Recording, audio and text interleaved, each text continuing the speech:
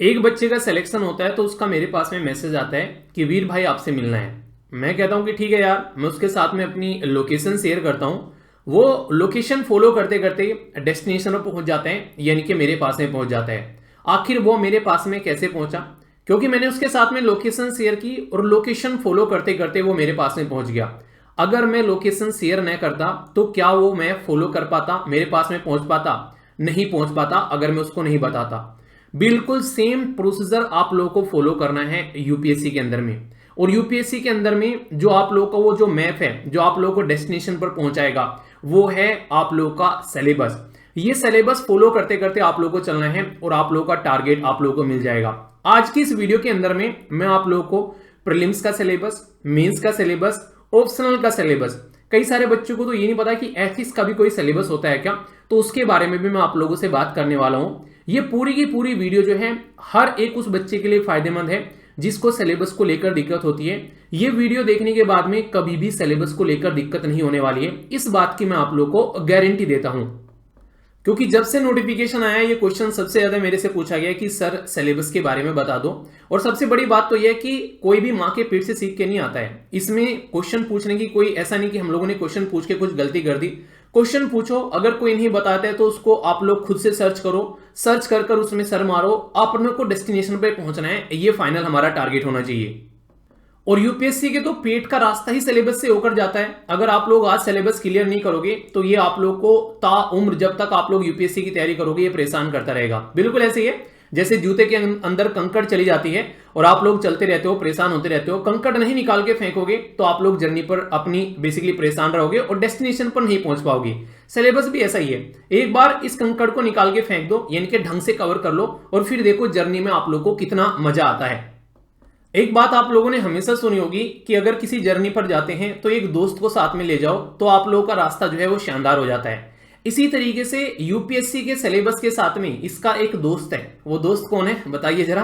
वो दोस्त है पुराने पीवाईक्यूज, यानी कि प्रीवियस ईयर जो क्वेश्चंस होते हैं।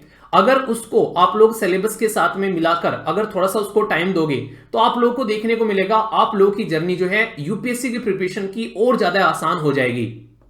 सबसे इंपॉर्टेंट बात, कई सारे बच्चों को तो ये भी नहीं पता होगा कि सिलेबस मिलता कहां से है। तो सिलेबस मिलता है यूपीएससी की वेबसाइट से।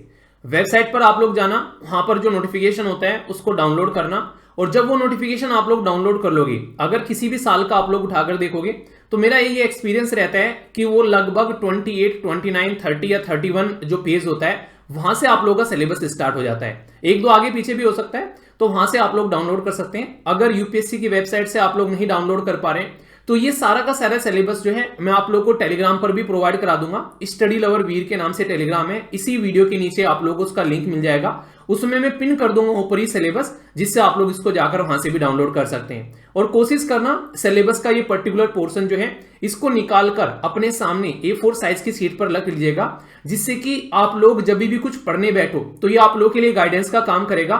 चाहे प्रीलिम्स हो, चाहे मेंस हो, इवन चाहे आप लोग अपने ऑप्शनल सब्जेक्ट की तैयारी कर रहे हो, तो ये बहुत ही शानदार तरीके से आप लोगों को गाइड करने वाला है। इसलिए आप लोगों के सामने 24 घंटे आप लोगों की टेबल पर, आप लोगों के पास में बैग में, जहां पर भी आप लोग जाइए सिलेबस आप लोगों को रखना है, ताकि आप लोग टाइम वेस्ट ना करो। जब भी लगे कि हाँ यार ये पढ़ रहे हैं, क्या ये एग्जाम के हिसाब से सही है, तुरंत सिलेबस खोलो, आप लोग को पता चल जाएगा कि हाँ यार ये एग्जाम के हिसाब से सही है या फिर नहीं है। अच्छा, एक और छोटी सी बात, अगर आप लोग यूपीएससी का प्रिपरेशन करते टाइम सिलेबस निकाल लेते हो, उसके साथ में एक छोटा सा काम और कर लेना। अगर आप लोग चाहते हो कि सोने पर सुहागा हो जाए, उसके साथ में 10 ईयर के क्वेश्चन पेपर और रख लेना। इससे आप लोगों की जिंदगी जो है बहुत आसान हो जाएगी। और एक छोटा सा सजेशन जो मेरे एक्सपीरियंस पर मैं बोल रहा हूं, या फिर आप लोग किसी भी ऐसे इंसान से पूछ सकते हैं जिसने सिलेक्शन लिया है, उसमें इंपॉर्टेंट बात क्या है कि आप लोग कोई भी मार्केट से टेस्ट सीरीज खरीदने से पहले सबसे पहले आप लोगों को क्या करना है कि यूपीएससी के द्वारा जो 10 ईयर क्वेश्चन पेपर हैं उनको देख लेना है। उससे आप लोग क्या फायदा होगा, आप लोगों को ये पता चल जाएगा कि वो टेस्ट सीरीज जो भी आप लोग लेने जा रहे हैं तो आप लोगों के लायक है या फिर नहीं लायक है। तो इसलिए हमेशा कोशिश करिए कि वही टेस्ट सीरीज आप लोग लीजिए जो कि यूपीएससी के पैटर्न पर हो। जैसे नहीं, कई सारे बच्चे अभी यहां पर जैसे एसएलवी एप्लीकेशन पर या फिर एसएलवी की जो वेबसाइट है studyloverveer.in, वहां से जो भी टेस्ट सीरीज के क्वेश्चन लगा रहे हैं, फिर फ्री के जो मॉक लगा रहे हैं, उसमें कई सारे बच्चे बोलते हैं कि सर इतना टफ क्वेश्चन क्यों बनाते हो। तो वो सारे के सारे क्वेश्चन जो एक्सपर्ट फैकल्टीज बैठी हुई हैं वो पूरा का पूरा एनालिसिस करके यूपीएससी के पैटर्न को फॉलो कर आप लोगों के लिए टेस्ट सीरीज बनाते हैं। तो इसलिए आप लोगों को पता चल जाएगा, पहले यूपीएससी के क्वेश्चन आप लोगों को देख लेने हैं सारे, उसके बाद में किसी टेस्ट सीरीज में आप लोगों को एंट्री करना है। ये एक तरीका फॉर्मूला है जो कि आप लोग ये पैसे भी बचाएगा और टाइम भी बचाएगा। पता चला पैसे खर्च कर दिए और कहीं और पहुंच गए और सिलेक्शन भी नहीं हो रहा है, तो ये बात ध्यान रखना। अब बात करता हूं मैं आप लोगों से सिलेबस के बारे में, पैटर्न के बारे में, ताकि आप लोग चीजों को आसानी से समझ सको। फिर से बोल रहा हूं, ये वीडियो उन्हीं बच्चों के लिए है जो रियलिटी में एग्जाम को लेकर सीरियस है, वरना जो बच्चे ऐसे हैं कि ठीक है बस चल रहा है काम, चल रही है जिंदगी, तो वो इस वीडियो को मत देखना, क्योंकि बहुत ही डिटेल में ये डिस्कस करने वाला हूं और वीडियो थोड़ी सी लंबी भी होने वाली है, ताकि आज के बाद में आप लोगों को सिलेबस में कोई दिक्कत न रहे। सबसे पहले आप लोग देख सकते हैं कि सिलेबस फॉर द एग्जामिनेशन, यानी कि इस पर्टिकुलर एग्जाम जो कि आप लोगों को आईएएस आईपीएस ऑफिसर बनाता है, आईएफएस ऑफिसर बनाता है, या फिर बोलूं कि सोसाइटी में बहुत ही एक रेप्यूटेड पोजीशन पर पहुंचाता है, उसका ये सिलेबस है। इसको फॉलो करिए बिल्कुल ऐसे ही जैसे आप लोग अपने रिलीजन को फॉलो करते हैं। पार्ट 1 में आप लोगों को देखने को मिलेगा प्रिलिमिनरी एग्जामिनेशन के लिए, यानी कि जो प्रीलिम्स होता है उसके बारे में पहले बात करते हैं, फिर मेंस के बारे में, फिर ऑप्शनल के बारे में, और फिर आगे चलेंगे सिस्टमैटिक वे में। यहां पर बात की जा रही है प्रीलिम्स के बारे में। प्रीलिम्स में आप लोगों को 2 पेपर देखने को मिलते हैं। पेपर नंबर 1 होता है, ये आप लोगों का 200 मार्क्स का होता है, और पेपर नंबर 2 होता है, वो बेसिकली वो भी 200 मार्क्स के आप लोगों को देखने को मिलेगा। दोनों के लिए जो टाइम ड्यूरेशन है वो आप लोग देख सकते हैं, यहां पर 2-2 घंटे दोनों के लिए टाइम ड्यूरेशन आप लोगों को देखने को मिलेगी। तो पहले मैं आप लोगों से बात करूंगा पेपर 1 के बारे में, जो कि प्रीलिम्स का पेपर होता है, जो कि आप लोगों का क्वालिफाइंग पेपर होता है। अगर इसको क्लियर आप लोग नहीं करोगे तो आप लोग अपनी सेकंड स्टेज यानी कि मेंस पर नहीं पहुंच पाओगे। ये भले ही क्वालिफाइंग है, पर मैक्सिमम जनता यहीं पर ही लुढ़कती है। कई सारे लोग तो ये मानते हैं कि प्रीलिम्स इतना टफ होता है, उसमें सबसे ज्यादा कंपटीशन होता है, अगर ये हर्डल पार कर लिया मेंस फिर भी आसान है, क्योंकि वहां पर आप लोग की मेहनत रंग ला जाती है। पर प्रीलिम्स में कई बार मेहनत भी रंग नहीं लाती है। ये बोलते हैं कि किस्मत का खेल है। क्यों? क्योंकि वहां पर कई बार जो है हिट एंड ट्रायल मेथड बहुत काम करता है, हालांकि अब वो थोड़ा चेंज हो गया है। इसमें जो सबसे इंपॉर्टेंट सेक्शन माना जाता है वो है करंट इवेंट, जिसको नॉर्मली सारथी भी बोलते हैं। सारथी कैसे? जैसे आप लोगों ने देखा होगा महाभारत, आप लोगों ने देखी या फिर सुनी होगी, उसमें कृष्ण जी जो हैं वो अर्जुन को एक तरीके से गाइड करते हैं। तो वो जो गाइड करते हैं कि क्या क्या करना है, उसके बेस पर अर्जुन जो है वो कहीं ना कहीं पूरे युद्ध को अपने हाथों में समेट लेता है। ऐसे ही करंट अफेयर अगर आप लोग उठाकर देखोगे, ये लगभग 40 से 50% कई बार पेपर में रोल प्ले करता है। क्या बात कर रहे हो सर? कई बार हमने सुना है कि 20-25 क्वेश्चन आते हैं, 20-25 क्वेश्चन आते हैं, पर लेकिन अगर आप लोग बहुत सारे क्वेश्चन जो आप लोग को देखने को मिलते हैं, उसका बैकग्राउंड आप लोग को हमेशा करंट अफेयर देखने को मिलेगा। जैसे अभी अगर बात करें पैलेस्तीन और जो इजराइल का जो चक्कर चल रहा है, वहां पर जिस तरीके से वहां पर आज की डेट में हरकतें देखने को मिल रही हैं, आप लोगों से क्या करेंगे, वो लोकेशन पूछ लेंगे, बोलेंगे रफा क्रॉसिंग कहां पर है, बताओ जरा रफा क्रॉसिंग किस किस देश के बीच में है। तो आप लोगों से क्वेश्चन पूछ लिया, क्वेश्चन क्या बन गया? मैं बेस्ड क्वेश्चन बन गया। क्या है? आप लोग बोलोगे सर ये तो मैं बेस्ड क्वेश्चन है, पर रियलिटी में करंट अफेयर का क्वेश्चन है।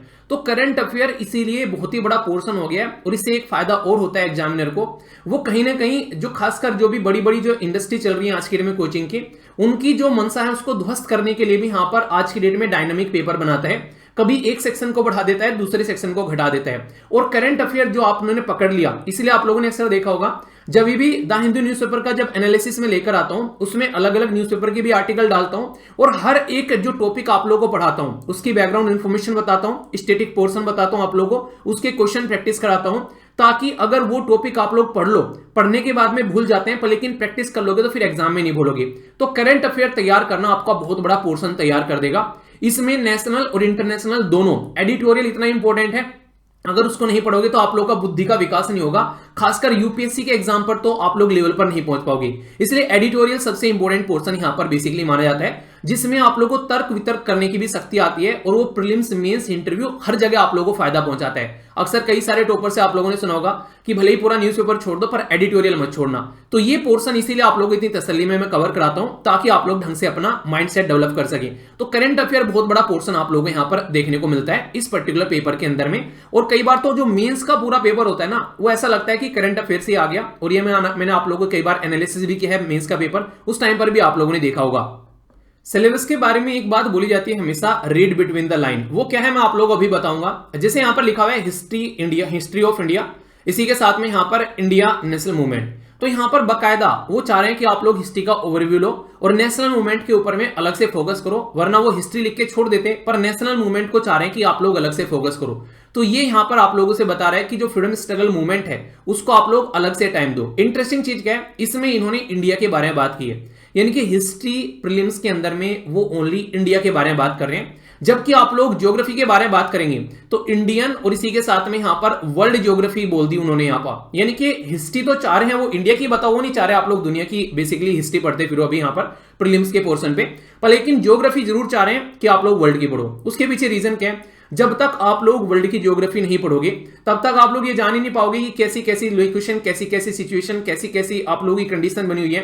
अगर कल को चलकर आप लोग एक आईएएस ऑफिसर बनते हो, ठीक है, इंडियन फॉरेन सर्विसेज में आप लोग जाते हो, तो आप लोग चीजों को अंडरस्टैंड कर पाएंगे। वहां की फिजिकल कंडीशन कैसी है, वहां की सोसाइटी कैसी है, वहां की इकोनॉमी कैसी है, ज्योग्राफी कैसी है, तो ये सारी इंडिया और वर्ल्ड दोनों के रेस्पेक्ट में चाह रहा है यूपीएससी, आप लोग इसको क्लियर करो, ठीक है।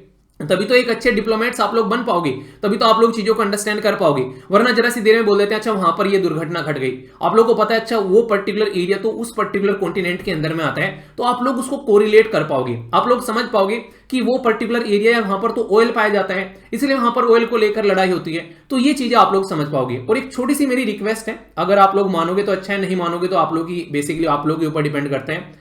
आप लोग इस सिलेबस के साथ साथ में कोई भी स्टैंडर्ड बुक उठाने से पहले एक बार एनसीईआरटी जरूर पढ़ लेना। इतनी इंपॉर्टेंट है कि जिंदगी में अगर आप लोगों ने मेरी ये सलाह मान ली तो यूपीएससी की जर्नी आप लोगों की आसान हो जाएगी, और इतनी आसान हो जाएगी कि आप लोग सोच भी नहीं सकते। तो यूपीएससी के पुराने क्वेश्चन पेपर, सिलेबस और एनसीईआरटी, जिस इंसान ने इन तीनों चीजों को घोट कर पे लिया, वो ये समझो कि वो इंसान यूपीएससी का आधा सा काम कंप्लीट कर चुका है। अब बस प्रैक्टिस रह गई है और कुछ स्टैंडर्ड बुक रह गई है। तो ये बात आप लोग समझना। इंडियन पॉलिटी जब मैंने आप लोगों को पढ़ाई फ्री ऑफ कॉस्ट, आप लोगों को यूट्यूब पर मिल जाएगी, 180 से भी ऊपर लेक्चर हैं। मैंने आप लोगों को क्या क्या पढ़ाया सिस्टमेटिक वे में। इंडियन पॉलिटी आप लोगों को बताई यहां पर गवर्नेंस, इसी के साथ में पॉलिटिकल सिस्टम कैसा है, पंचायती राज सिस्टम कैसा है, पब्लिक पॉलिसीज किस तरीके की चीजें लेके चली जाती हैं, और जो राइट इश्यूज हैं उनके बारे में भी हम लोगों ने बात की थी, राइट से रिलेटेड क्या क्या इश्यूज हैं। पॉलिटिकल सिस्टम और पंचायती राज सिस्टम मैंने बकायदा 2 लेक्चर में अलग से लिया था, ये समझाने के लिए कि कितना इंपॉर्टेंट है। क्यों? क्योंकि ग्राउंड लेवल पर हम लोग चाह रहे हैं कि हमारा डिसेंट्रलाइजेशन हो एडमिनिस्ट्रेशन का, उसका सबसे आसान तरीका है हमारा पंचायती राज सिस्टम। और फंडामेंटल राइट आप लोगों को याद होगा, मैंने सबसे शानदार तरीके से सबसे इंपॉर्टेंट फोकस दिया है directive principle of state policy, fundamental right, और आप लोगों के लिए फंडामेंटल ड्यूटीज। क्योंकि आप लोगों का पढ़ना एग्जाम के लिए अलग बात है, पर जब आप लोग जाकर उस कुर्सी पर बैठोगे, जो आईएएस ऑफिसर की कुर्सी होगी, आईपीएस ऑफिसर की कुर्सी होगी, वो आप लोगों से किताबी नॉलेज नहीं मांगते हैं, वो आप लोगों से प्रैक्टिकलिटी मांगते हैं कि हमारी सोसाइटी में किसी के अधिकारों का हनन हो रहा है तो आप लोग किस तरीके से अपनी पावर का इस्तेमाल कर उनके अधिकारों को उन तक पहुंचा सकते हैं। तो ये पूरा का पूरा सिस्टम आप लोगों को पॉलिटी पढ़ते पढ़ते समझ में आ जाएगा, ठीक है। हिस्ट्री आप लोगों को ये बताएगी गलती कहां नहीं करनी है, गलतियों से सीखो। ज्योग्राफी आप लोगों को बताएगी कि किस तरीके से आप लोग चीजों को अंडरस्टैंड कर सकते हो, अपनी डिसीजन मेकिंग कैपेबिलिटी बढ़ा सकते हो। पॉलिटी जो है आप लोगों को जिस सोसाइटी में आप लोग रहते हैं उसके बारे में आप लोगों से बात करेगी। और जब ये सारी चीज आप लोगों को क्लियर हो जाएगी, अक्सर आप लोगों ने सुना होगा कि जो पॉलिटी है वो इकोनॉमी की गार्जियन होती है, तो इसलिए पहले पॉलिटी पढ़ाई जाती है। इवन आप लोगों को पता होगा सस्टेनेबल डेवलपमेंट गोल के बारे में भी पहले आप लोग की हेल्थ आती है, उसके बाद में एजुकेशन आता है। इसलिए पहले यहां पर पॉलिटी आती है, उसके बाद में आप लोग को इकोनॉमी देखने को मिलती है। क्योंकि पॉलिटी नहीं रहेगी तो इकोनॉमी कहां से निकल कर आ जाएगी, तो ये आप लोग समझ सकते हैं। इसलिए पॉलिटी के बाद में आप लोग का इकोनॉमिक एंड सोशल डेवलपमेंट देखने को मिलेगा, जिसमें सस्टेनेबल डेवलपमेंट जो है वो बहुत इंपॉर्टेंट है। इसमें बकायदा टोटल आप लोगों के सामने 17 गोल होते हैं। अच्छा, कितने टारगेट होते हैं? डेली द हिंदू न्यूज़पेपर में 2-4 बार तो बता ही देता हूं। बताइए कितने टारगेट हैं उसके अंदर में? 17 जो गोल है वो आप लोग की फिंगर टिप्स पर याद हो जाने चाहिए। उसके लिए एक वीडियो बना रखी है, देख लेना, यूट्यूब पर फ्री ऑफ कॉस्ट है। जब मैं फ्री ऑफ कॉस्ट बोल रहा हूं तो इसका मतलब ये है कि उसके लिए कोई पेमेंट नहीं करना है। जैसे एप्लीकेशन पर क्लासेस चलती हैं वो एक अलग चीज है, यूट्यूब पर सारी चीजें हैं वो भी आप लोग को उसी क्वालिटी में देखने को मिलेगी। जाकर सर्च कर लेना sustainable development goal by Veer, means में इतना फायदा पहुंचाएगी जिसका कुछ हद नहीं है। आप लोग जाकर एक बार देखना उसको। पॉवर्टी के बारे में बात करते हैं, ये गोल में ही आप लोगों को इंक्लूड देखने को मिलेगा। इंक्लूजन जब बात करते हैं, पूरी सोसाइटी को साथ में लेकर चलना, अपनी जनता का कैसे यूटिलाइजेशन करना है, ये तो बहुत इंपॉर्टेंट है। क्योंकि सेंसस भी आप लोगों को देखने को मिलता है, डिलिमिटेशन कमीशन देखने को मिलता है, बहुत ही इंपॉर्टेंट एक तरीके से आप लोग समझ सकते हैं। और सोशल जो इनिशिएटिव है खासकर सोसाइटी में सेक्टर के लिए, बेसिकली हमारी सोसाइटी में वेलफेयर के लिए, तो इससे ज्यादा इंपॉर्टेंट और कुछ आप लोग बोल ही नहीं सकते। उसी सोसाइटी में जाकर आप लोगों को काम करना है, गरीबी को उसी को मिटाना है, आप लोगों को भुखमरी को मिटाना है। लोगों के लिए सोसाइटी में जो सरकार ने स्कीम बनाई है, चाहे सेंटर की चाहे स्टेट की, वो आप लोगों को इंप्लीमेंट करनी है। तो ये आप लोगों को ढंग से अंडरस्टैंड करना पड़ेगा। इसी के साथ में जनरल इश्यूज हैं, जैसे इन्वायरमेंट और इकोलॉजी के बारे में आप लोग बात करते हैं। आज की डेट में जो क्लाइमेट चेंज है वो गले की हड्डी बना हुआ है, जो कि निगला जाए ना उगला जाए। इसलिए कॉन्फ्रेंस ऑफ पार्टीज होती हैं। बताओ भी रिसेंटली कहां पर हुई है? बहुत ही तसल्ली में इसके बारे में डिस्कस किया था, एडिटोरियल भी मैंने आप लोगों को पढ़ाए थे। ये क्या है, ये आप लोगों के लिए प्रीलिम्स भी है, मेंस भी है और इंटरव्यू भी है। ये ऐसी चीजें आप लोगों को देखने को मिलती है। तो आप लोगों से पूछेंगे इन्वायरमेंट और इकोलॉजी के बारे में, बायोडाइवर्सिटी के बारे में, क्लाइमेट चेंज के बारे में। एनसीईआरटी फाउंडेशन तैयार कर देगी, इसलिए इन्होंने बोला है कि नोट रिक्वायर्ड स्पेशलाइजेशन, यानी कि वो आप लोगों को यहां पर पीएचडी करने के लिए नहीं बोल रहे हैं, वो ये कह रहे हैं कि बस इसको समझ लो कि हाँ यार ये भी होता है। अगर आप लोगों ने इसको समझ लिया तो अच्छी बात ये होगी कि आप लोग सिस्टमैटिक वे में उसको इंप्लीमेंट कर पाएंगे। अगर समझा नहीं तो फिर क्या मतलब रह गया।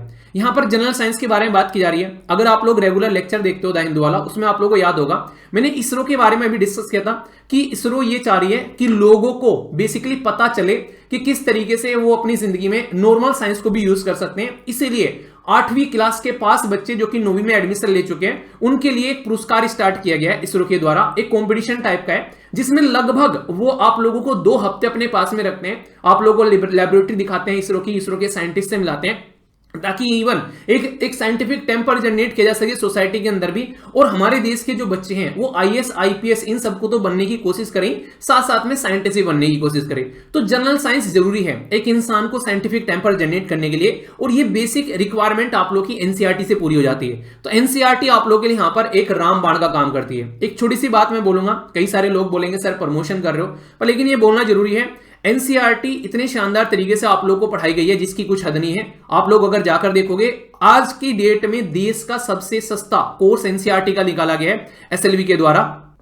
ओनली 999 में है, वो भी 1 साल के लिए, और जीएसटी इसके अंदर में इंक्लूड है। आप लोग सोच के देखो कि सारी की सारी एनसीईआरटी ओनली 999 में आप लोगों की कवर हो जा रही है। तो इससे क्या फायदा आप लोगों को होगा कि फाउंडेशन आप लोग ये समझ के दो कि आप लोगों की जिंदगी आसान हो गई। यहां पर सिलेबस का पता चल गया, पीवाईक्यूज का पता चल गया, एनसीईआरटी कवर कर ली, वो भी 999 में, वो भी शानदार तरीके से। तो आप लोग समझो कि आधी जिंदगी आप लोग की आसान हो गई यहां पर।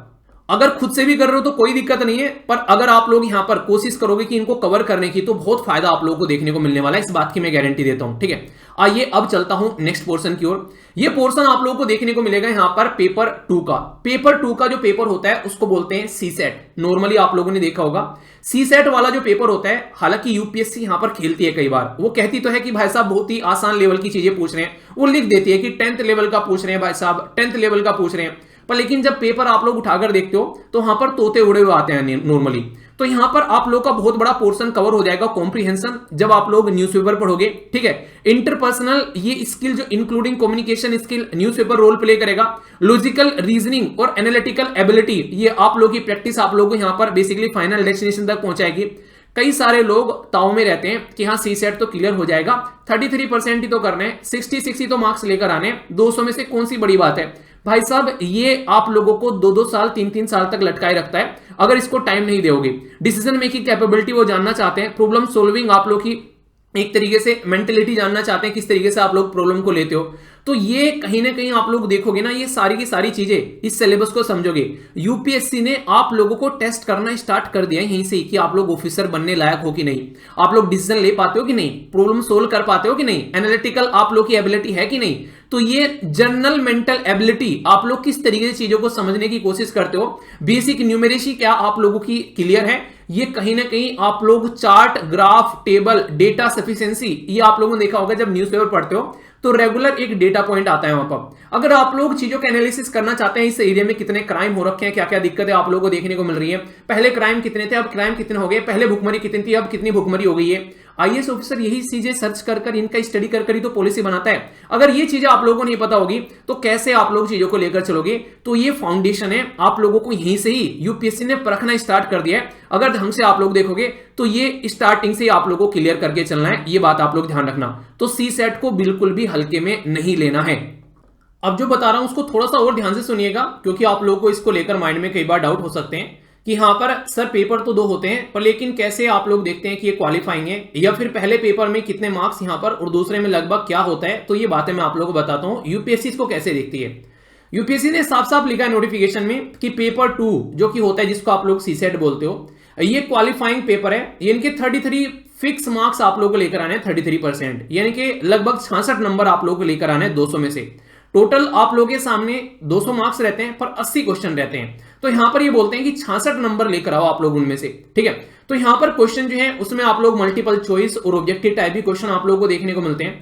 पर बहुत ही इंपॉर्टेंट बात बोलिए कि मैंडेटरी है कैंडिडेट को कि दोनों पेपर में वो क्या करे, दोनों पेपर में जो प्रीलिम्स के हैं एग्जामिनेशन में, वो यहां पर तभी आप लोगों के बेसिकली इवेल्युएट किए जाएंगे जब आप लोग क्या करोगे, उसमें अपीयर होगे, वो तो मैंडेटरी है। और इसी के साथ में यहां पर जब आप लोग का यहां पर 33% मार्क्स आ जाएंगे तभी आप लोग का जीएस वाला पेपर जो है वो चेक होगा, ये बात आप लोग ध्यान रखिएगा, तो ये जरूरी है। अब इसका आसान तरीका क्या है, आप लोग को यहां पर अगर कॉम्प्रिहेंशन तैयार करना है तो एटलीस्ट हिंदू न्यूज़पेपर का डेली एक आर्टिकल आप लोग जरूर पढ़िए, एक एडिटोरियल बेसिकली, उससे क्या होगा कॉम्प्रिहेंशन आप लोगों का काफी अच्छा होता चला जाएगा। किसी को भी अगर दिक्कत है, देखिए जीएस में आसानी रहती है कि आप लोग सिलेबस देख लो, आप लोग पीवाईक्यूज देख लो, आप लोग को फायदा हो जाएगा, और एनसीईआरटी, तीन चीजें आप लोग की नैया पार लगा देगी, ठीक है। पर लेकिन अगर मैं बात करूं यहां पर आप लोगों को फोकस करना पड़ेगा थोड़ा सा अपने फाउंडेशन पर भी, जो कि बहुत ज्यादा जरूरी है, खासकर एक मैथ और रीजनिंग वाला सेक्शन, और इंग्लिश में अगर हल्के हैं तो उसको अलग से टाइम देना स्टार्ट कर दो, आप लोग की सारी चीजें तैयार हो जाएंगी बहुत ही सिस्टमेटिक वे में। आप लोगों को एक इंटरेस्टिंग चीज बताऊं, जब मैं ये स्टूडेंट था, मैं सारी चीजें देखा करता था, तो मुझे बहुत सारी प्रॉब्लम फेस करनी पड़ी। इसीलिए जब भी एप्लीकेशन पर कोई भी अब क्लासेस स्टार्ट की जा रही हैं, अब आप लोगों को देखने को मिलेगा देश के अंदर में कोई भी ऐसा इंस्टीट्यूट नहीं है जो कि सी सेट का कोर्स जो है वो 2 से 2.5 महीने से ज्यादा चलाता हो। हमारे यहां पर लगभग 8 महीने सी सेट की क्लासेस चलती हैं, और उसमें आप लोगों को देखने को मिलेगा बकायदा बेसिक इंग्लिश कवर कराई गई है, पूरे देश में कोई नहीं कराता है। मतलब आप लोगों से दुनिया भर के पैसे लेते हैं फिर भी नहीं कराते हैं। तो जब मैं स्टूडेंट था मुझे लगता था कि यार कहीं ना कहीं ये चीज होनी चाहिए, तो वो सारी चीजें इंक्लूड की गई हैं, ठीक है। तो इस चीज को आप लोग देखकर चलो, तो कभी भी डाउट नहीं रखना आप लोग को जरा सा भी। और एक बात हमेशा ध्यान रखिएगा, इस पेपर को हल्के में मत लेना, सेकंड पेपर को। और आप लोगों को टेलीग्राम पर एक आर्टिकल भी प्रोवाइड करा दिया जाता है, जैसे एसएलवीपीडिया के नाम से एक टेलीग्राम है, वहां पर आप लोग आर्टिकल देख सकते हैं। एटलीस्ट अगर आप लोग न्यूज़पेपर नहीं लेते हैं तो एक आंसर राइटिंग ग्रुप भी है आप लोगों के लिए, वहां पर आप लोग देख सकते हैं। उस आंसर राइटिंग ग्रुप में भी आप लोगों को डेली आंसर लिखने के लिए दिया जाता है, उसके बारे में आगे भी मैं आप लोगों से बात करूंगा, ठीक है। तो ये बहुत ही इंपॉर्टेंट है। आप लोग अगर रेगुलर द हिंदू वाली वीडियो सुनते हैं तो उसमें दुनिया भर की चीजें मैं बताता हूं आप लोगों को, ये सारी की सारी आप लोगों को कंबाइन आप लोगों के डेस्टिनेशन पर पहुंचने में हेल्प करती है। तो प्रीलिम्स का पूरा सिलेबस पार्ट 1 और यहां पर मैंने आप लोग कवर कर दिया, जिसमें पेपर 1 और पेपर 2 आप लोगों का हो गया। क्या क्या रिक्वायरमेंट है यहां तक अगर कोई डाउट है तो बताइए, वरना फिर मैं आगे बढ़ूं। फीडबैक जरूर दे देना, वीडियो को लाइक या फिर डिसलाइक कर बता देना, इससे मुझे पता चल जाएगा कि जो मैंने मेहनत की है इस वीडियो को बनाने के लिए, आप लोगों तक इसको पहुंचाया, तो क्या आप लोगों को इससे फायदा हो रहा है। तो उसका एक आसान तरीका है कि आप लोग वीडियो को लाइक कर सकते हैं, नहीं पसंद आया तो डिसलाइक कर सकते हैं, पर कमेंट बॉक्स में जरूर बताना लिखकर कि आप लोगों को इस वीडियो से क्या फायदा हुआ है, और आप लोगों का ये कौन सा अटेम्प्ट है, क्या फर्स्ट अटेम्प्ट है, सेकंड अटेम्प्ट है या फिर थर्ड अटेम्प्ट है, जो भी आप लोग है उसके बारे में बताना। और क्या अब से पहले सिलेबस इतना तसल्ली में आप लोगों ने कभी पढ़ा था या फिर सुना था, तो अपनी वो बातें भी आप लोग जरूर शेयर करिएगा। ये सिलेबस पूरा का पूरा आप लोगों को टेलीग्राम पर प्रोवाइड करा दूंगा, स्टडी लवर वीर के नाम से, लिंक वीडियो के नीचे प्रोवाइड करा दूंगा, तो वहां से भी देख लेना, वरना स्टडी जो यूपीएससी की वेबसाइट है वहां से भी डाउनलोड कर सकते हैं, ठीक है। आई होप कि आप लोग के माइंड में बिल्कुल क्लियर हो गई होंगी, ओके।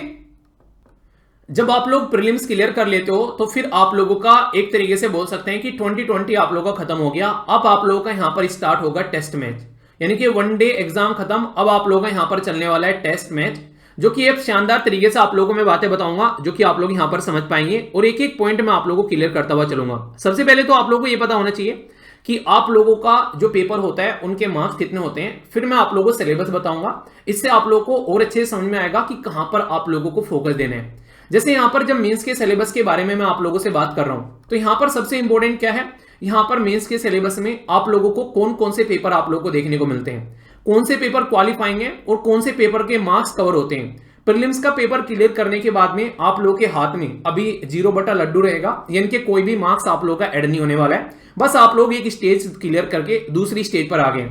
अभी यहां पर अगर मैं बात करूं, इसमें जब दूसरी स्टेज में आ गए तो मेंस का पेपर होगा, तो उसमें आप लोगों के 2 तो क्वालिफाइंग पेपर होंगे, पेपर 1 और पेपर 2।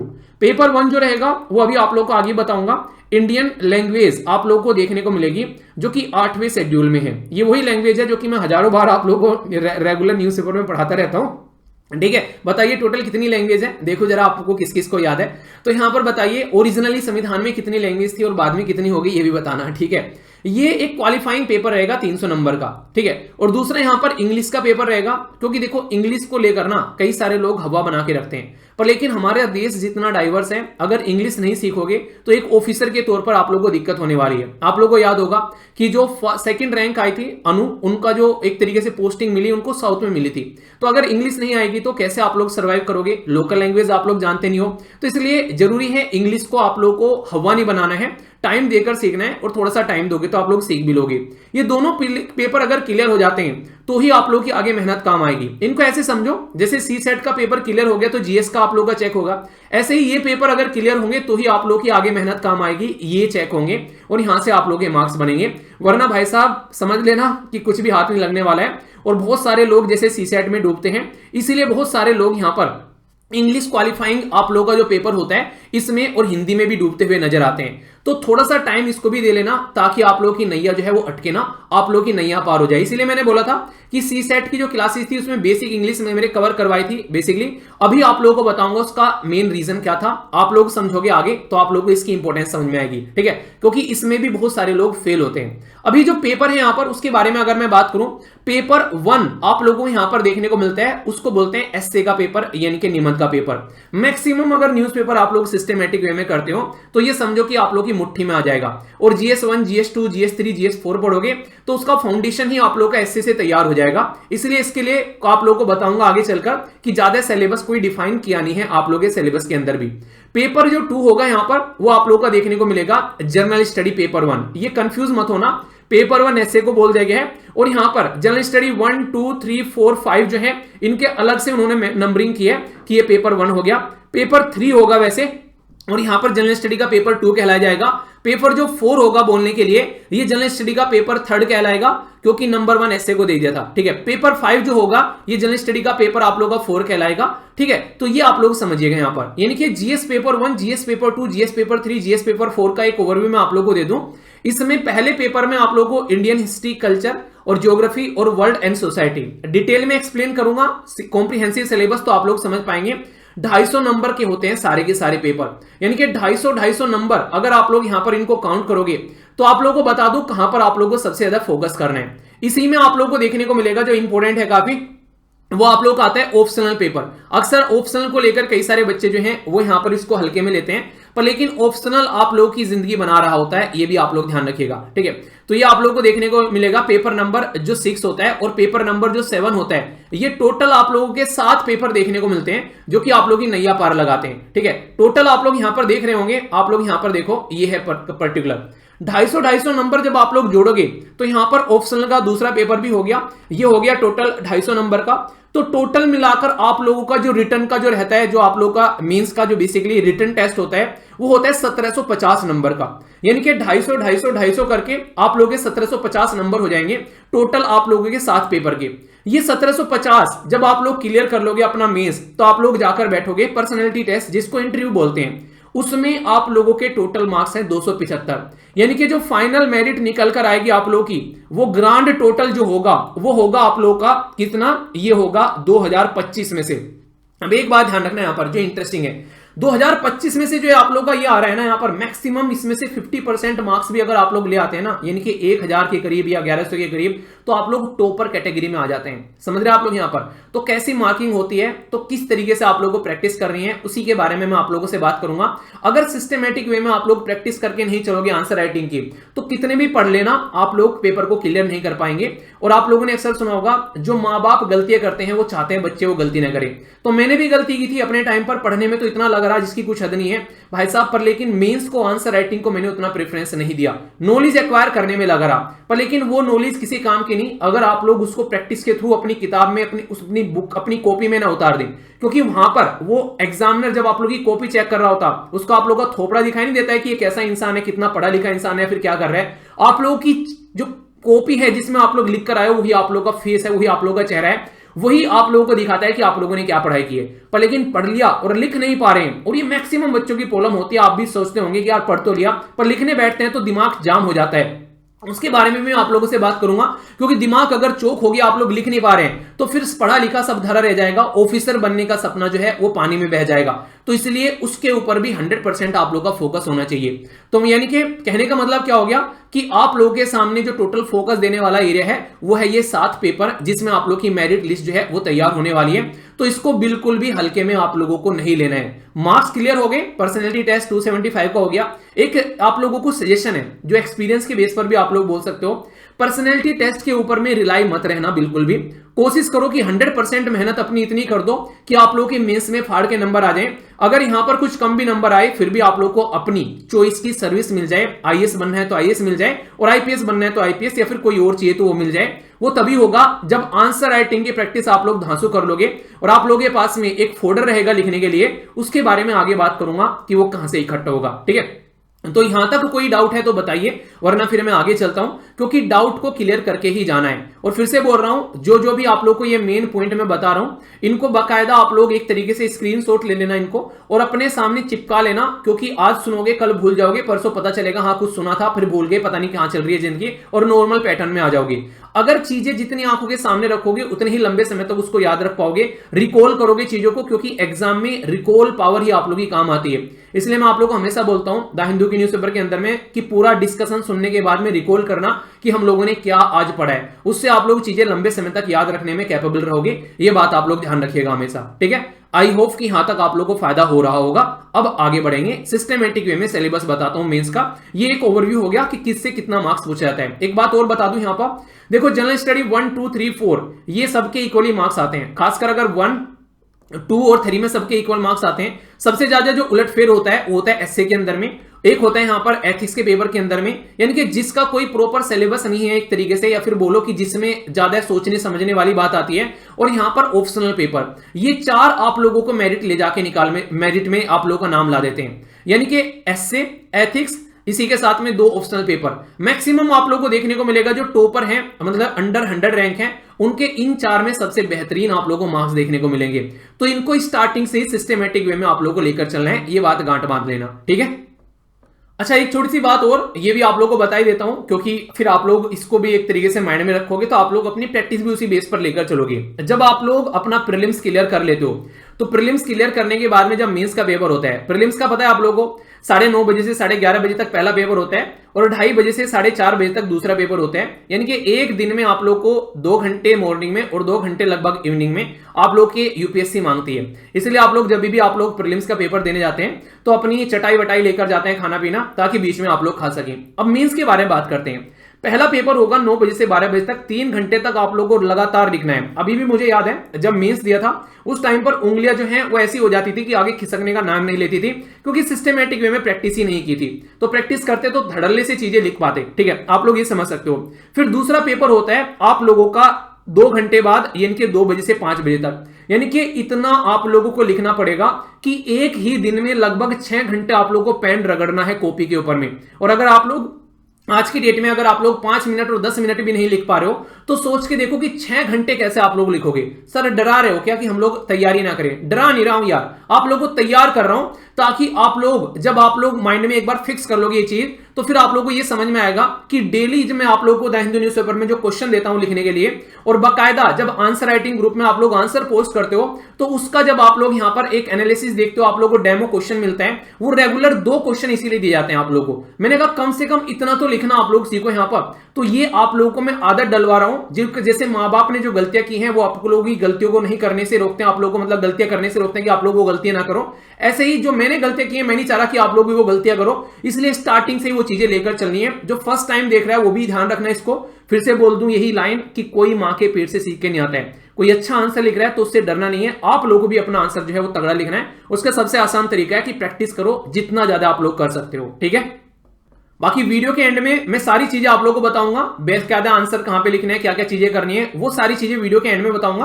पहले सिलेबस क्लियर कर लेते हैं, फिर मैं आप लोगों को बताऊंगा कि एसएलवी आप लोगों को कैसे हेल्प करेगा। उसके बारे में वीडियो के एंड में मैं सारी चीजें आप लोगों को तसल्ली में समझाने वाला हूं, तो उसके लिए आप लोग टेंशन मत लेना, ठीक है।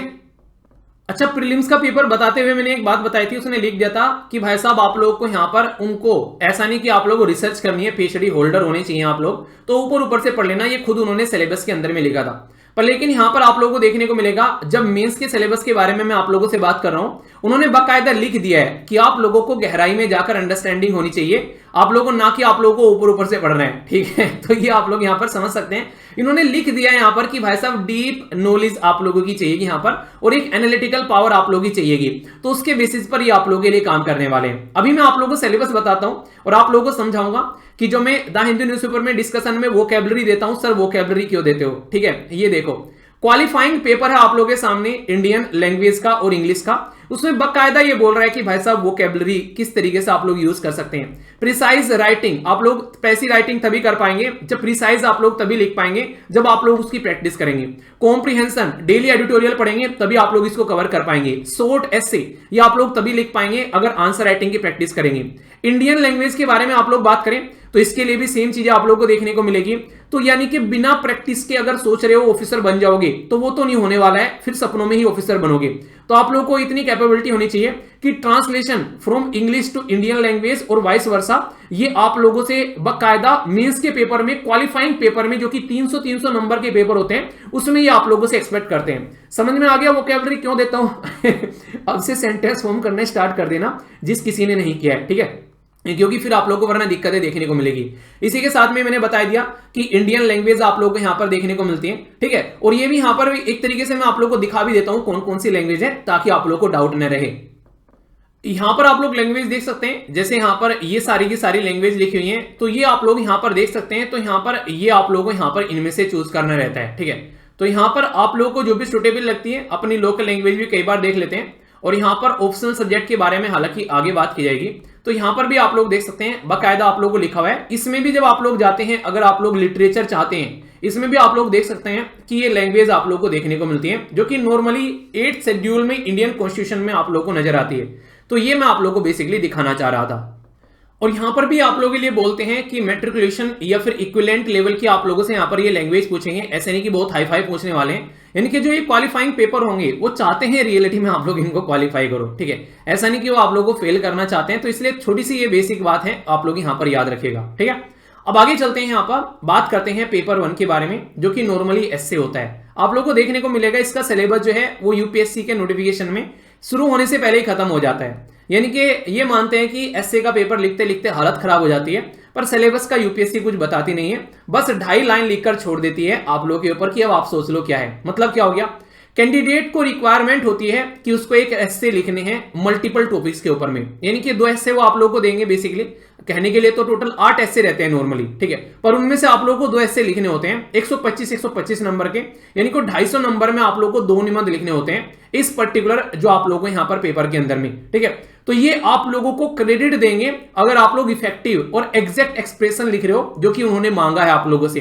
कई बार क्या करते हैं, कई सारे उल्टी सीधी चीजें लिख कर आ जाते हैं। आप लोगों को बता दूं यूपीएससी नेगेटिव मार्किंग भी देती है। आप लोगों ने अगर पुरानी मार्कशीट उठा के देखी होगी, कोई हद से बदतमीजी अगर करता है, कुछ उल्टी सीधी चीजें लिखकर वहां पर आ जाता है, ठीक है, तो भाई साहब गाने लिखकर आ गए, पता नहीं शायरी लिखकर आ गए, तो बकायदा नेगेटिव मार्क्स का भी प्रोविजन है यूपीएससी के पास में, और ये आप लोगों को मार्कशीट में देखने को मिलता है। ये चीजें आप लोगों ने देखी होगी अगर पुरानी मार्कशीट आप लोगों ने देखी है, ठीक है। ऐसे में वो आप लोगों को ये चाहते हैं कि आप लोग एक पैरे से दूसरे पैरे में कब आप लोग स्विच कर गए पता भी ना चले, इतने सिस्टमेटिक वे में निबंध आप लोगों का लिखा हुआ होना चाहिए, ताकि वो आप लोगों की जो राइटिंग स्किल है, चीजों को कनेक्ट करने की जो स्किल है, अपने टॉपिक को सिस्टमेटिक वे में अरेंज करने की स्किल है।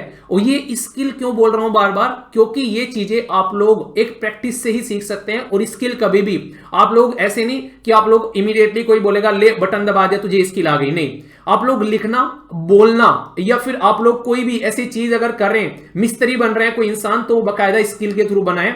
वो एक जगह पे बता देगा कि यहां पर गड़बड़ है। कोई डॉक्टर अपनी स्किल से डॉक्टर बनेगा, कोई भी आप लोग देख सकते हैं, कोई टीचर होगा वो बहुत ज्यादा प्रैक्टिस करेगा, टॉपिक को समझाएगा, तब जाकर उसके एक स्किल टीचर आप लोग बोलेंगे। तो स्किल हर जगह रिक्वायरमेंट होती है यहां पर। तो ये आंसर राइटिंग स्किल ही आप लोग को एक अच्छा निबंध लिखवाएगी। इसलिए यहां पर कुछ नहीं लिखा है, वो ये मानते हैं कि जितना आप लोग पढ़ोगे अलग अलग पेपर के अंदर में, वहां से आप लोग की पूर्ति हो जाएगी। ये बात आप लोग बोल सकते हो, ठीक है। तो इसलिए यहां पर ज्यादा नहीं लिखा है, बस कह रहे हैं कि दबाकर प्रैक्टिस आप लोगों को करनी है, ओके। कंफ्यूज मत होना, एक बात मैं आप लोगों को बता देता हूं यहां पर कि पेपर 2 का मतलब है यहां पर जनरल स्टडी पेपर 1। तो यहां पर जीएस पेपर 1, क्योंकि पहला पेपर जो होता है वो निबंध का हो जाता है, तो इसलिए यहां पर जीएस पेपर 1 लिखा गया है। आप लोगों को देखने को मिलेगा ये जो सिलेबस है ना, इसको देखकर डरना मत। क्यों? क्योंकि जब आप लोग इसको सिस्टमेटिक वे में अंडरस्टैंड कर लोगे तो ये आप लोग को बहुत ही आसान लगने लगेगा, और फिर आप लोगों के माइंड में आप लोग इसको रिकॉल कर कर कर आप लोग इसको याद कर लोगे, तो आप लोग बेसिकली कुछ भी पढ़ोगे तो ये बहुत सारा टाइम आप लोगों का सेव करने वाला है। कुछ भी सिलेबस के इर्द गिर्द जाकर मत पढ़िए, सिलेबस से दूर जाकर कोशिश करना सिलेबस पर स्टिक रहो, क्योंकि बाद में पीएचडी कर लेना, पहले एग्जाम क्लियर करना है, तो वो आप लोगों को रास्ता दिखाने का काम आप लोगों को सिलेबस करेगा। यहां पर क्या बोला गया है, इंडियन जो हेरिटेज और कल्चर और हिस्ट्री, यहां पर ज्योग्राफी ऑफ द वर्ल्ड और यहां पर सोसाइटी। आप लोगों को याद होगा मैंने जब प्रीलिम्स के बारे में आप लोगों को बताया था तो वहां पर हिस्ट्री में मैंने आप लोगों से बात की थी कि वो इंडिया हिस्ट्री की बात कर रहे हैं, पर लेकिन ज्योग्राफी वर्ल्ड की बात कर रहे थे प्रीलिम्स में, पर लेकिन यहां पर आप लोगों को दोनों में आप लोगों को हिस्ट्री और ज्योग्राफी जो कि जीएस पेपर 1 का पार्ट है, ये वर्ल्ड और इंडिया दोनों की बात आप लोगों को कर रहे हैं। ठीक है, तो ये आप लोग यहां पर समझ सकते हैं, यानी कि ये आप लोगों को डिटेल में एनालिसिस करने की बात कर रहे हैं। अभी सुनने की कोशिश करना, बड़ी आसान शब्दों में सारी बातें आप लोगों की क्लियर होती चली जाएंगी, आप लोग चीजों को समझते हुए चले जाओगे। बोला क्या गया कि इंडियन कल्चर जो कवर करती है जो सैलिएंट फीचर होते हैं बेसिकली आर्ट फॉर्म में, लिटरेचर फॉर्म में, आर्किटेक्चर में, ancient time to modern time, यानी कि एंशिएंट से लेकर मॉडर्न तक का, मॉडर्न टाइम तक का, यानी कि आज तक की भी आप लोग बात कर सकते हो, और उन्होंने लिख भी दिया आगे चलकर अंटिल प्रेजेंट। तो यहां पर आप लोगों को देखने को मिल रहा है आज की डेट में भी हमारे देश के अंदर में मंदिर और मस्जिद को लेकर आप लोगों ने देखा होगा कि पुरानी जगह पहले मंदिर हुआ करते थे, उनको तोड़कर मस्जिद बनाई और फिर वहां पर मंदिर बनाए जा रहे हैं। तो ये जो ट्रांजिशन फेज आप लोगों को देखने को मिल रहा है, ये आप लोगों के लिए कल्चर का पार्ट है, बेसिकली इंपॉर्टेंट बन जाता है ये, इसलिए कहता है कि आप लोग इसको मॉडर्न टाइम तक भी कवर करना है। तो ये बाकायदा आप लोगों को यहां पर लिख दिया गया सिलेबस के अंदर में। अब इंटरेस्टिंग चीज देखना जो मैं अभी बताऊंगा आप लोगों को, मॉडर्न इंडियन हिस्ट्री, ये बेसिकली बात करता है मिडिल 18th सेंचुरी से लेकर और यहां पर बेसिकली ये अंटिल प्रेजेंट यानी कि अब तक, ये समझिएगा थोड़ा सा, ये बहुत ही इंपॉर्टेंट एक कैच है, कई बार बच्चे इसको समझ नहीं पाते हैं।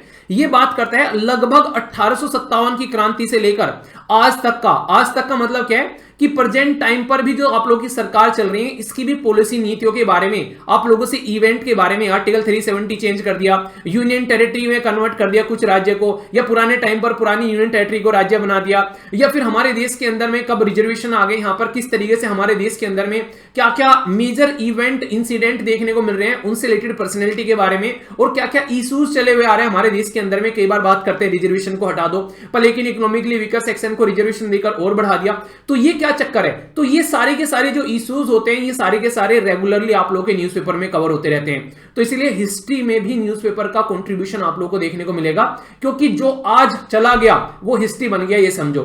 आप लोगों की जिंदगी में से जो दिन चला गया अब वो हिस्ट्री बन चुका है, ये समझो। तो ये इसलिए कहते हैं अनटिल प्रेजेंट, तो सारी बातें करते हैं, यानी कि जब देश आजाद हो गया ना, संविधान बन गया, वहां तक की हिस्ट्री नहीं कहते, ये पोस्ट इंडिपेंडेंट को भी कहते हैं, आप लोगों को पढ़ना है। ठीक है, उसके बाद में कैसे कैसे देश के अंदर में कौन कौन प्राइम मिनिस्टर बने, उनके टाइम पर किस तरीके से 5 ईयर प्लान आए, इंदिरा गांधी जी के ड्यूरेशन में इमरजेंसी आए, उसके बाद में चलकर हमारे देश के अंदर में 73rd 74th कॉन्स्टिट्यूशन अमेंडमेंट किए गए, कौन से प्राइम मिनिस्टर के टाइम पर किए गए, उनको रिसेंटली अभी भारत रत्न भी दिया गया था, आप लोगों ने देखा होगा। ठीक है, तो ये सारे के सारे जो इवेंट है, इनके बारे में आप लोगों से एक्सपेक्टेशन करता है यूपीएससी कि आप लोगों को इनके बारे में पता होना चाहिए। ठीक है, आगे बात करते हैं। फ्रीडम स्ट्रगल के बारे में आप लोगों को बाकायदा लिख दिया गया है। आखिर क्यों लिख दिया गया है? क्योंकि ये वो एक ऐसा एरिया है जहां से हमारे देश में आशा की किरण जगना स्टार्ट हो गई, इसलिए यहां पर अलग अलग जो भी कंट्रीब्यूटर थे या कंट्रीब्यूशन थे यहां पर, उनके बारे में हम लोग पढ़ने की कोशिश करते हैं। From the different part of the country, कहां कहां से हमारे देश के अंदर में आदिवासी रिवोल्ट हुए, कहां कहां पर हमारे देश के अंदर में 1857 की क्रांति चली, कहां कहां पर किसानों ने विद्रोह किया। तो ये बाकायदा एक्सपेक्ट करते हैं कि आप लोगों को उनके बारे में पता हो, क्योंकि हिस्ट्री जानोगे तभी कमांड करोगे। अंग्रेजों ने रूल कैसे किया? उन्होंने पहले हमारी हिस्ट्री समझी, तब जाकर उन्होंने हमारे ऊपर रूल करना स्टार्ट किया। ठीक है, इसलिए पोस्ट इंडिपेंडेंट कंसोलिडेशन और रीऑर्गेनाइजेशन भी इन्होंने यहां पर लिख दिया है, जो मैंने आप लोगों को यहां पर बताया था। यानी कि ये कह रहे हैं आप लोगों को, ये सारी चीजें आप लोगों को सिस्टमैटिक वे में पढ़नी है, इसको जरा सा भी आप लोगों को लापरवाही से नहीं लेना है। ठीक है, तो ये बात आप लोग यहां पर ध्यान रखते हुए चलिएगा, ये आप लोग समझ सकते हैं यहां पर। ठीक है, अभी आगे बात करता हूं आप लोगों से। यहां पर आप लोगों से बात की जा रही है किसके बारे में? यहां पर बात की जा रही है history of the world including event 18th century. आप कहोगे सर 18th सेंचुरी से ही क्यों, यहां पर इंडस्ट्रियल रिवॉल्यूशन से ही क्यों, वर्ल्ड वॉर के बारे में क्यों पढ़ रहे हैं? ये सारी की सारी बातें आप लोगों को पता चलेगा। क्यों? क्योंकि हमारे देश के ऊपर में अंग्रेज रूल कर रहे थे, वहां पर इंडस्ट्रियल रिवॉल्यूशन स्टार्ट हुआ तो उससे हमारे देश के ऊपर में इंपैक्ट पड़ा। क्यों?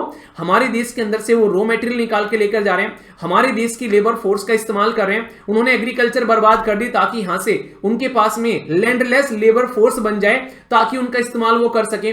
वर्ल्ड वॉर जब चली यहां पर, सेकेंड वर्ल्ड वॉर खासकर, उसने हमारे देश पर कितना पॉजिटिव इंपैक्ट डाला। क्यों? क्योंकि उसकी वजह से अंग्रेजों की पकड़ हमारे ऊपर ढीली हो गई। ये सारी चीजें जब आप लोग पढ़ोगे तो आप लोग समझ पाओगे कि कैसे हमारे देश की बाउंड्रीज जो है वो तैयार हुई है, कैसे पाकिस्तान बांग्लादेश अलग निकल गए यहां पर, कैसे कोलोनलाइजेशन अंग्रेजों ने यहां पर रूल किया, कैसे उसको डीकोलोनाइजेशन किया गया और कैसे पॉलिटिकल फिलोसफी यहां पर काम आई। आप लोगों ने मेंस का क्वेश्चन पेपर उठा के देखा होगा, वहां पर रविंद्रनाथ टैगोर और गांधी जी का नेशनलिज्म के कॉन्सेप्ट में डिफरेंस पर आप लोगों से क्वेश्चन पूछ लिया। ऐसे यहां पर कम्युनलिज्म के बारे में पूछ लेंगे आप लोगों से, कैपिटलिज्म के बारे में पूछ लेंगे, सोशलिज्म के बारे में पूछ लेंगे। ये जो टर्मिनोलॉजी है ना, इनके ऊपर में कम से कम आप लोगों को 150 से 200 वर्ड लिखने आने चाहिए, तभी आप लोग जल का इसको कंट्रोल कर पाओगे। अगर इतना आप लोगों ने कवर नहीं किया है तो फिर दिक्कत में पड़ते हुए नजर आओगे। तो आप लोगों को इसके ऊपर में कमांड होनी चाहिए, ठीक है। इसी के पास में बात की जा रही है कि फॉर्म्स एंड इफेक्टिव्स क्या क्या है, यहां पर इसके बारे में बात की जा रही है, ये सारे क्या क्या इंपैक्ट डालते हैं, ठीक है।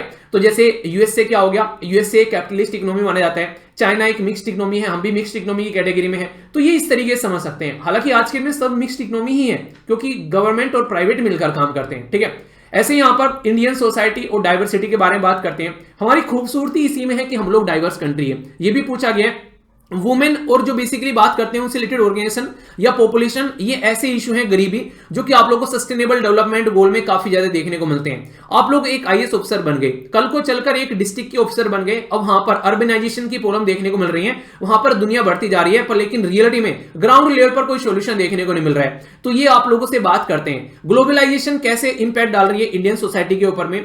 आज की डेट में हम लोग पिज्जा बर्गर खा रहे हैं, ये हमारे देश का खाना नहीं है भाई साहब। हम तो भाई साहब शुद्ध ऐसे सामान खाने वाले लोग थे जो कि सिस्टमैटिक वे में हम अपने ही देश के अंदर में एक इफेक्टिव वे में दुनिया भर के मसालों का इस्तेमाल कर अपनी एक टेस्टी व्यंजन का इस्तेमाल करते हैं। इसलिए आप लोगों ने देखा होगा अलग अलग एरिया में अलग अलग डिश फेमस है हमारे देश के अंदर में, फिर भी पिज्जा खाना स्टार्ट कर दिया, बर्गर खाना स्टार्ट कर दिया, जो कि हर जगह कॉमन ही है आज की डेट में देश में।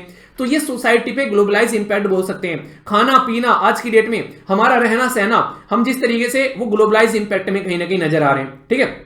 सोशल इंपावरमेंट आप लोगों को देखने को मिलेगा, इसमें कम्युनलिज्म या फिर रीजनलिज्म या फिर सेक्युलरिज्म, ये ऐसे टॉपिक हैं जो कि रेगुलरली आप लोगों को न्यूज में देखने को मिलते हैं। खासकर जब बात करते हैं सेक्युलरिज्म के बारे में, रीजनलिज्म के बारे में, इस राज्य ने अपने लोगों को अलग से रिजर्वेशन दे दिया। सेक्युलरिज्म के बारे में, हिंदू मुस्लिम इनके बारे में बात करें, अलग अलग रिलीजन के बारे में, तो इसको लेकर अलग अलग आप लोगों को चीजें देखने को मिलती है टाइम टू टाइम।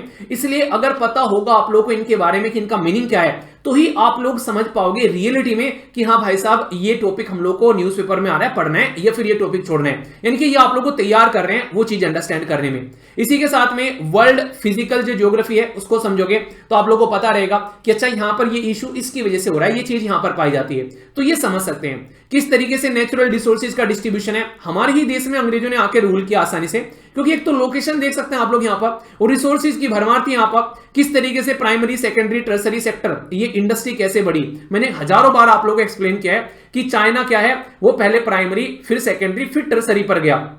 इनके पहले एग्रीकल्चर, फिर वहां से रॉ मटेरियल निकला और फिर उन्होंने उसके मैन्युफैक्चरिंग करना स्टार्ट की, तब जाकर इंडस्ट्री डेवलप हुई। हम लोगों ने प्राइमरी से सर्विस पर जंप कर लिया, मैन्युफैक्चरिंग खत्म हो गया, यानी कि मेक इन इंडिया अब आया हमारे देश में, इसलिए चाइना आगे निकल गया, लोगों को जॉब नहीं मिली हमारे देश में। तो ये चीजें आप लोग यहां पर अंडरस्टैंड कर सकते हैं। तो बेसिक है, इंपॉर्टेंट है। इसी के साथ में इंडियल जो आप लोग बात करें जियोफिजिकल जो फिनोमिनन है, जैसे अर्थक्वेक आ गया अभी रिसेंटली, दुनिया भर के भूकंप आते रहते हैं, सुनामी आ गई, वोल्केनो एक्टिविटी हो गई, साइक्लोन हो गया, उस देश में साइक्लोन फट गया। क्वेश्चन पूछ लिया कि साइक्लोन कहां कहां फटते हैं, रिंग ऑफ फायर क्या है, सुनामी आ रही है, जापान में कई बार आ चुकी है पहले भी, किस तरीके से इंपैक्ट डालती है आप लोग यहां पर समझ सकते हैं। वहां पर ज्वालामुखी फट गया तो कैसे हो गया, इसके फीचर लोकेशन और कैसे चेंजिंग नेचर हो रहा है, क्रिटिकल, ये सारी चीजें आप लोगों से मांगी जाती है। और वाटर बॉडीज आप लोगों को देखने को मिल रही है, पिघल रही है, उसकी वजह से समुद्र का लेवल बढ़ रहा है, उसकी वजह से फ्लोरा एंड फ्यूना यानी कि पेड़ पौधे और फूल पत्तियां और जानवरों पर क्या इंपैक्ट पड़ रहा है, तो वो सारी चीजें। तो कहने का मतलब यह है कि यहां पर जो ये सारी चीजें लिख दी गई हैं ये आप लोगों को बताएंगे कि क्या आप लोगों को पढ़ना है और क्या छोड़ना है। इसलिए एक एक टर्म जो है उस पे आप लोगों को बकायदा अपने नोट्स तैयार कर लेने हैं।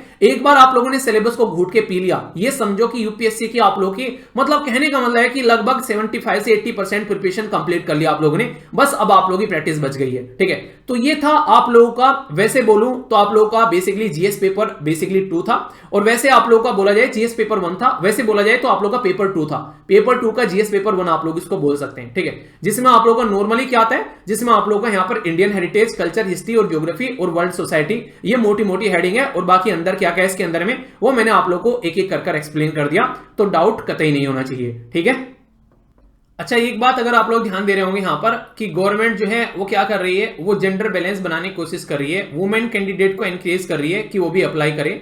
हर एक पेज के नीचे ये लाइन बकायदा यहां पर लिखी गई है, तो यहां से भी आप लोग समझ सकते हैं कि सोसाइटी को किस तरीके से साथ में लेकर चलने की बात की जा रही है। ठीक है, तो बेसिक है और इंपॉर्टेंट है, इसको आप लोग यहां पर याद रखिएगा, कोई भी डाउट आप लोगों के मन में नहीं होना चाहिए। ठीक है, सारी की सारी चीजें सिस्टमेटिक वे में देख ली। ओके दोस्तों, यहां पर हम लोग बात करेंगे पेपर 3 के बारे में, या फिर आप लोग बोलो जनरल स्टडी पेपर 2। ठीक है, इसके अंदर में गवर्नमेंट जो भी आप लोग गवर्नेंस रहता है, ये कॉन्स्टिट्यूशन रहता है, जो पॉलिटी रहती है, सोशल जस्टिस रहता है, या इंटरनेशनल रिलेशन रहते हैं। एक बच्चा कह रहा था जब मैंने पेपर डिस्कशन किया था उस टाइम पर कि सर ऐसा लग रहा है ये तो सारा आपने पढ़ा रखा है यहाँ पर, क्यों? क्योंकि करंट भी पढ़ा रखा है, पॉलिटी भी पढ़ा रखा है, सब कुछ आप लोगों को बेसिकली फ्री मिल जाता है, यूट्यूब पर है, तो उसके चलते आप लोग उसके साथ में कनेक्ट कर पाते हैं। तो कहीं ना कहीं ये सारी की सारी चीजें आप लोग देखोगे, जैसे हमारा कॉन्स्टिट्यूशन हो गया, किस तरीके से हिस्टोरिकल हमारे कॉन्स्टिट्यूशन के फीचर, अमेंडमेंट, क्या क्या सिग्निफिकेंस, ये बेसिक स्ट्रक्चर, ये रेगुलरली न्यूज़पेपर में आप लोग को आते रहते हैं। तो इसलिए यहाँ पर पॉलिटी में बकायदा बेसिक है, यहाँ पर रेस्पॉन्सिबिलिटी क्या है यूनियन और स्टेट की, फेडरल स्ट्रक्चर के बारे में बात की जा रही है, आप लोग समझ सकते हैं कैसे पावर डिवोल्यूशन, फाइनेंस कमीशन के बारे में कई सारे आर्टिकल डिस्कस किए मैंने आप लोगों से। तो उसमें फाइनेंस कमीशन क्या करता है कि पैसे का डिस्ट्रीब्यूशन करता है। इसी के साथ में 73rd 74th कॉन्स्टिट्यूशन अमेंडमेंट लेकर आए गए, तो पावर जो है वो नीचे तक जानी चाहिए। सेपरेशन ऑफ पावर के बारे में बात करते हैं, ये काफी इंपॉर्टेंट है ताकि हमारे देश में इंस्टीट्यूशन काम करते रहे, जुडिशरी अपना काम करे, एग्जीक्यूटिव अपना काम करे, लेजिस्लेटिव अपना काम करे, एक दूसरे की जिंदगी में इंटरफेयर न करे। इसी के साथ में ये काफी डिफरेंट है, हम लोगों का संविधान अलग अलग देश का संविधान मिलाकर बनाया गया, ये तो आप लोगों को पता है। तो फिर भी हम लोग कंपेयर करते हैं कि हम लोग कहां पर बेटर हैं और दूसरे से क्या सीख सकते हैं, यानी कि हमारा संविधान कहता है कि सीखते सीखते आगे बढ़ते रहो। ठीक है, पार्लियामेंट और स्टेट लेजिस्लेचर स्ट्रक्चर फंक्शनिंग क्या है, कैसे कैसे आप लोगों को गवर्नर, चीफ मिनिस्टर, प्रेसिडेंट, ये सारी बातें कई बार एक्सप्लेन की है, ये बकायदा पार्ट है यहाँ पर मेंस के अंदर भी आप लोग देख सकते हैं। अब यहाँ पर बात करते हैं जुडिशरी के बारे में भी आप लोग देखते हैं, एग्जीक्यूटिव के बारे में भी, या फिर मिनिस्ट्रीज या डिपार्टमेंट रहते हैं, इवन प्रेशर ग्रुप के ऊपर भी चैप्टर पढ़ा रखा आप लोग को पॉलिटी के अंदर में आप लोग देखोगे। फॉर्मल इनफॉर्मल एसोसिएशन क्या होती है पॉलिटिकल पार्टीज की, तो ये बकायदा आप लोगों को देखने को मिलेगा। इसी में representation of the people act, ये इलेक्शन के टाइम पर आप लोगों को बार बार न्यूज़पेपर में देखने को मिलता है। इससे पता चलता है कि हमारे देश के अंदर में बेसिकली किस किस एरिया में क्या क्या काम किया जा सकते हैं। 50 और 51 दो कानून है यहाँ पर जनता के लिए और पॉलिटिशियन के लिए। ठीक है, इसी के साथ में यहाँ पर वेरियस कॉन्स्टिट्यूशन पोस्ट रहती हैं, आप लोगों को पता है गवर्नर की पोस्ट हो गई, हमारे देश के अंदर प्रेसिडेंट, वाइस प्रेसिडेंट की पोस्ट हो गई, या फिर कैग की हो गई, इलेक्शन कमीशन ऑफ इंडिया की पोस्ट हो गई, अटॉर्नी जनरल पोस्ट हो गई। ये सारी चीजें आप लोगों को देखने को मिलती हैं कि कॉन्स्टिट्यूशनल बॉडी बकायदा अलग अलग चैप्टर है। स्टैट्यूटरी, रेगुलेटरी या फिर क्वाजी जुडिशियल बॉडी आप लोग देख सकते हैं आज की डेट में हमारे देश के अंदर में, जैसे कई सारी स्टैट्यूटरी बॉडी भी आप लोगों को देखने को मिलती है। ठीक है, अलग अलग लेवल पर काम करती हुई नजर आती है, जो कि कानून के थ्रू बनाई जाती है, और इसी के साथ में जुडिशियल, यहाँ पर उनके पास में जुडिशियल पावर भी देखने को मिलती है। तो ये सारी की सारी कहीं ना कहीं ये बकायदा सिलेबस का पार्ट है। ठीक है, पॉलिसीज गवर्नमेंट क्या बना रही है, कैसे कैसे यहां पर उसको इंप्लीमेंट किया जा रहा है, ये आप लोग देख सकते हैं। ये रेगुलर इसके ऊपर में आर्टिकल किए जाते हैं। इतनी सारी एनजीओ को सरकार ने बैन कर दिया, आप लोगों ने कई बार सुना होगा, अलग अलग ग्रुप किस तरीके से, डोनर, चैरिटी इंस्टीट्यूशन, ये सारा सिलेबस के अंदर में लिखा गया है कि किस किस तरीके से यहां पर ये चीजें चलती है। और वेलफेयर वनरेबल सेक्शन, जिसमें आप लोग वुमेन, बच्चे, बुजुर्ग, उनके बारे में, तो सेंटर और स्टेट दोनों को मिलकर काम करना पड़ेगा, ये भी यहां पर इनके द्वारा बोला गया है। बाकायदा स्कीम लेकर आनी पड़ेगी, कानून बनाने पड़ेंगे। लिखा नहीं आप लोगों ने कि सरकार ने कानून बना दिया महिलाओं को सपोर्ट प्रोवाइड कराने के लिए, या फिर 33% रिजर्वेशन देने के लिए, तो क्या है ये उनको इंपावर करने का तरीका है यहाँ पर। और इसमें यहाँ पर जो इश्यूज होते हैं related to social sector service, जैसे हेल्थ के बारे में, एजुकेशन के बारे में, ह्यूमन रिसोर्स के बारे में, अगर हमारे देश के अंदर में अच्छी हेल्थ नहीं होगी तो किस तरीके से हम लोग जनता को सही लेकर आगे चल पाएंगे। तो गरीबी को मिटाएंगे नहीं तो कैसे हम लोग चीजों को आगे लेकर चल पाएंगे। करप्शन नहीं होना चाहिए, ट्रांसपेरेंसी होनी चाहिए, अकाउंटेबिलिटी होनी चाहिए। इसी के चलते मिनिमम गवर्नेंस मैक्सिमम गवर्नमेंट का मॉडल आगे यहाँ पर, तो इसमें सिटीजन चार्टर, ट्रांसपेरेंसी, अकाउंटेबिलिटी, ये सारी चीजें आप लोगों को देखने को मिल रही है। Role of civil services in the democracy important है, इसको आप लोग यहां पर समझ सकते हैं। इंडिया और नेबरहुड के साथ में रिलेशन आप लोग समझ सकते हैं। जब तक हम लोग आज की डेट में किस कंट्री के ऊपर में एनर्जी के लिए डिपेंडेंट है, किस कंट्री के साथ में आप लोगों को पता है लिथियम ट्रायंगल के बारे में मैंने आप लोगों से बात की थी, ठीक है। तो अगर हम लोग पता होगा कि हमको बैटरी बनानी है देश के अंदर में, तो कौन कौन से देश से ला सकते हैं, क्या हमारे देश में भी हम लोगों ने खोज लिया है। बायलैटरल रिलेशन, रीजनल ग्रुपिंग के बारे में बात करें, अभी आप लोगों को पता है हम लोग छोटे छोटे ग्रुप बना रहे हैं, I2U2 हो गया, ये ऐसे ग्रुप आप लोगों को देखने को मिल रहा है, ब्रिक हो गया, या फिर यहां पर क्वाड हो गया। ये क्या है, ये एक तरीके से एक ऐसी कंट्री के साथ में रिलेशन है जिसके साथ में थॉट हमारे जैसे हैं, ठीक है। और इससे क्या इंपैक्ट पड़ता है, उस देश में हमारे देश के लोग भी रहते हैं, तो कहीं ना कहीं हमारा डायस्पोरा है, तो उसके साथ में कैसे रिलेशन बनाने हैं, तो ये भी जरूरी है। पॉलिसीज और जो पॉलिटिक्स होती है, डेवलप और डेवलपिंग कंट्री, बांग्लादेश के इलेक्शन क्या हो रहे हैं, ये यूएस से सोच रहा है कि वो इंपैक्ट करते, पाकिस्तान में क्या चल रहा है उसमें इंटरफियर किया जा रहा है। तो इंडिया का इंटरेस्ट जहां जहां पर है उनके ऊपर हमारा फोकस रहना भी जरूरी है, ठीक है। और इंटरनेशनल इंस्टीट्यूशन जैसे कि WHO हो गया, या फिर वही आप वर्ल्ड ट्रेड ऑर्गेनाइजेशन हो गया, UN हो गया, इनमें रिफॉर्म के बारे में बात की जाती है, इनकी स्ट्रक्चर के बारे में बात की जाती है। तो GS पेपर 2 का पार्ट है ये सारा का सारा, डायरेक्टली आप लोग सिलेबस देख सकते हैं, ठीक है।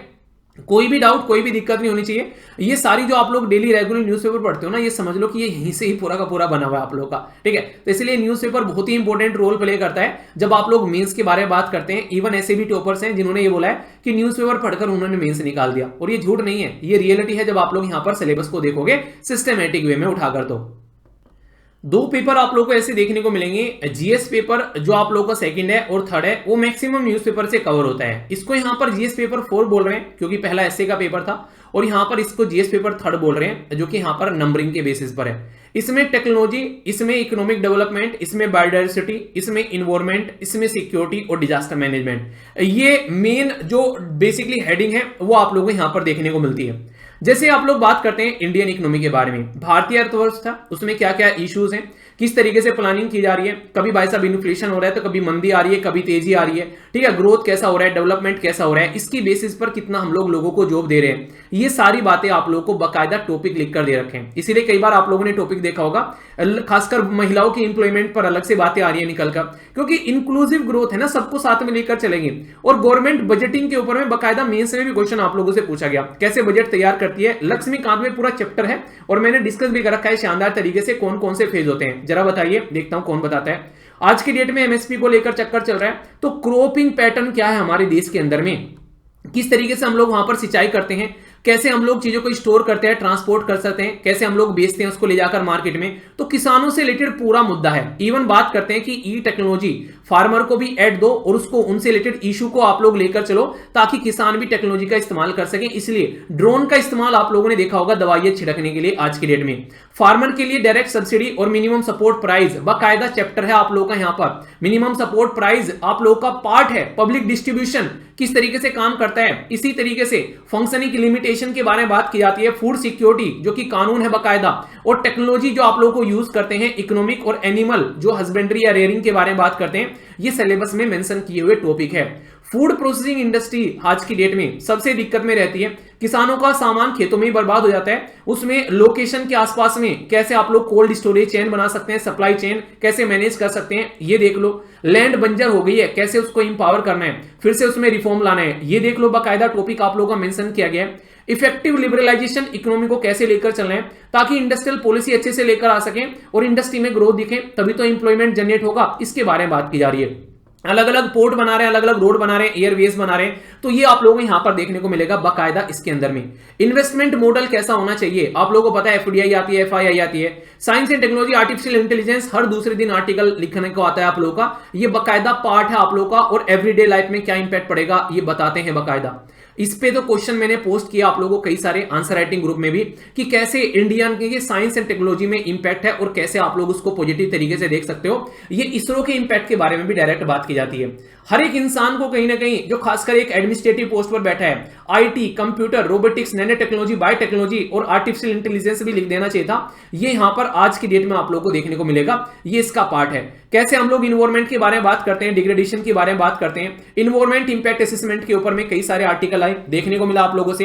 कभी लैंडस्लाइड हो रही है तो कभी कहीं पर आप लोग को बाढ़ आ रही है, कहीं पर सूखा पड़ रहा है, तो डिजास्टर के बारे में बात की जा रही है यहां पर, ये आप लोग समझ सकते हैं। इसी के साथ में डेवलपमेंट किस तरीके से, एक्सट्रीमिज्म भी कई बार आप लोगों को देखने को मिलता है, तो उसको कैसे लेकर चल सकते हैं, कैसे एक्सटर्नल स्टेट यानी कि आप लोगों को देखने को मिलेगा यहां पर जो दूसरी कंट्री या नॉन स्टेट एक्टर यानी कि टेररिज्म वो इंटरनल सिक्योरिटी को बर्बाद करता है, इसके बारे में भी आप लोगों का टॉपिक है बकायदा।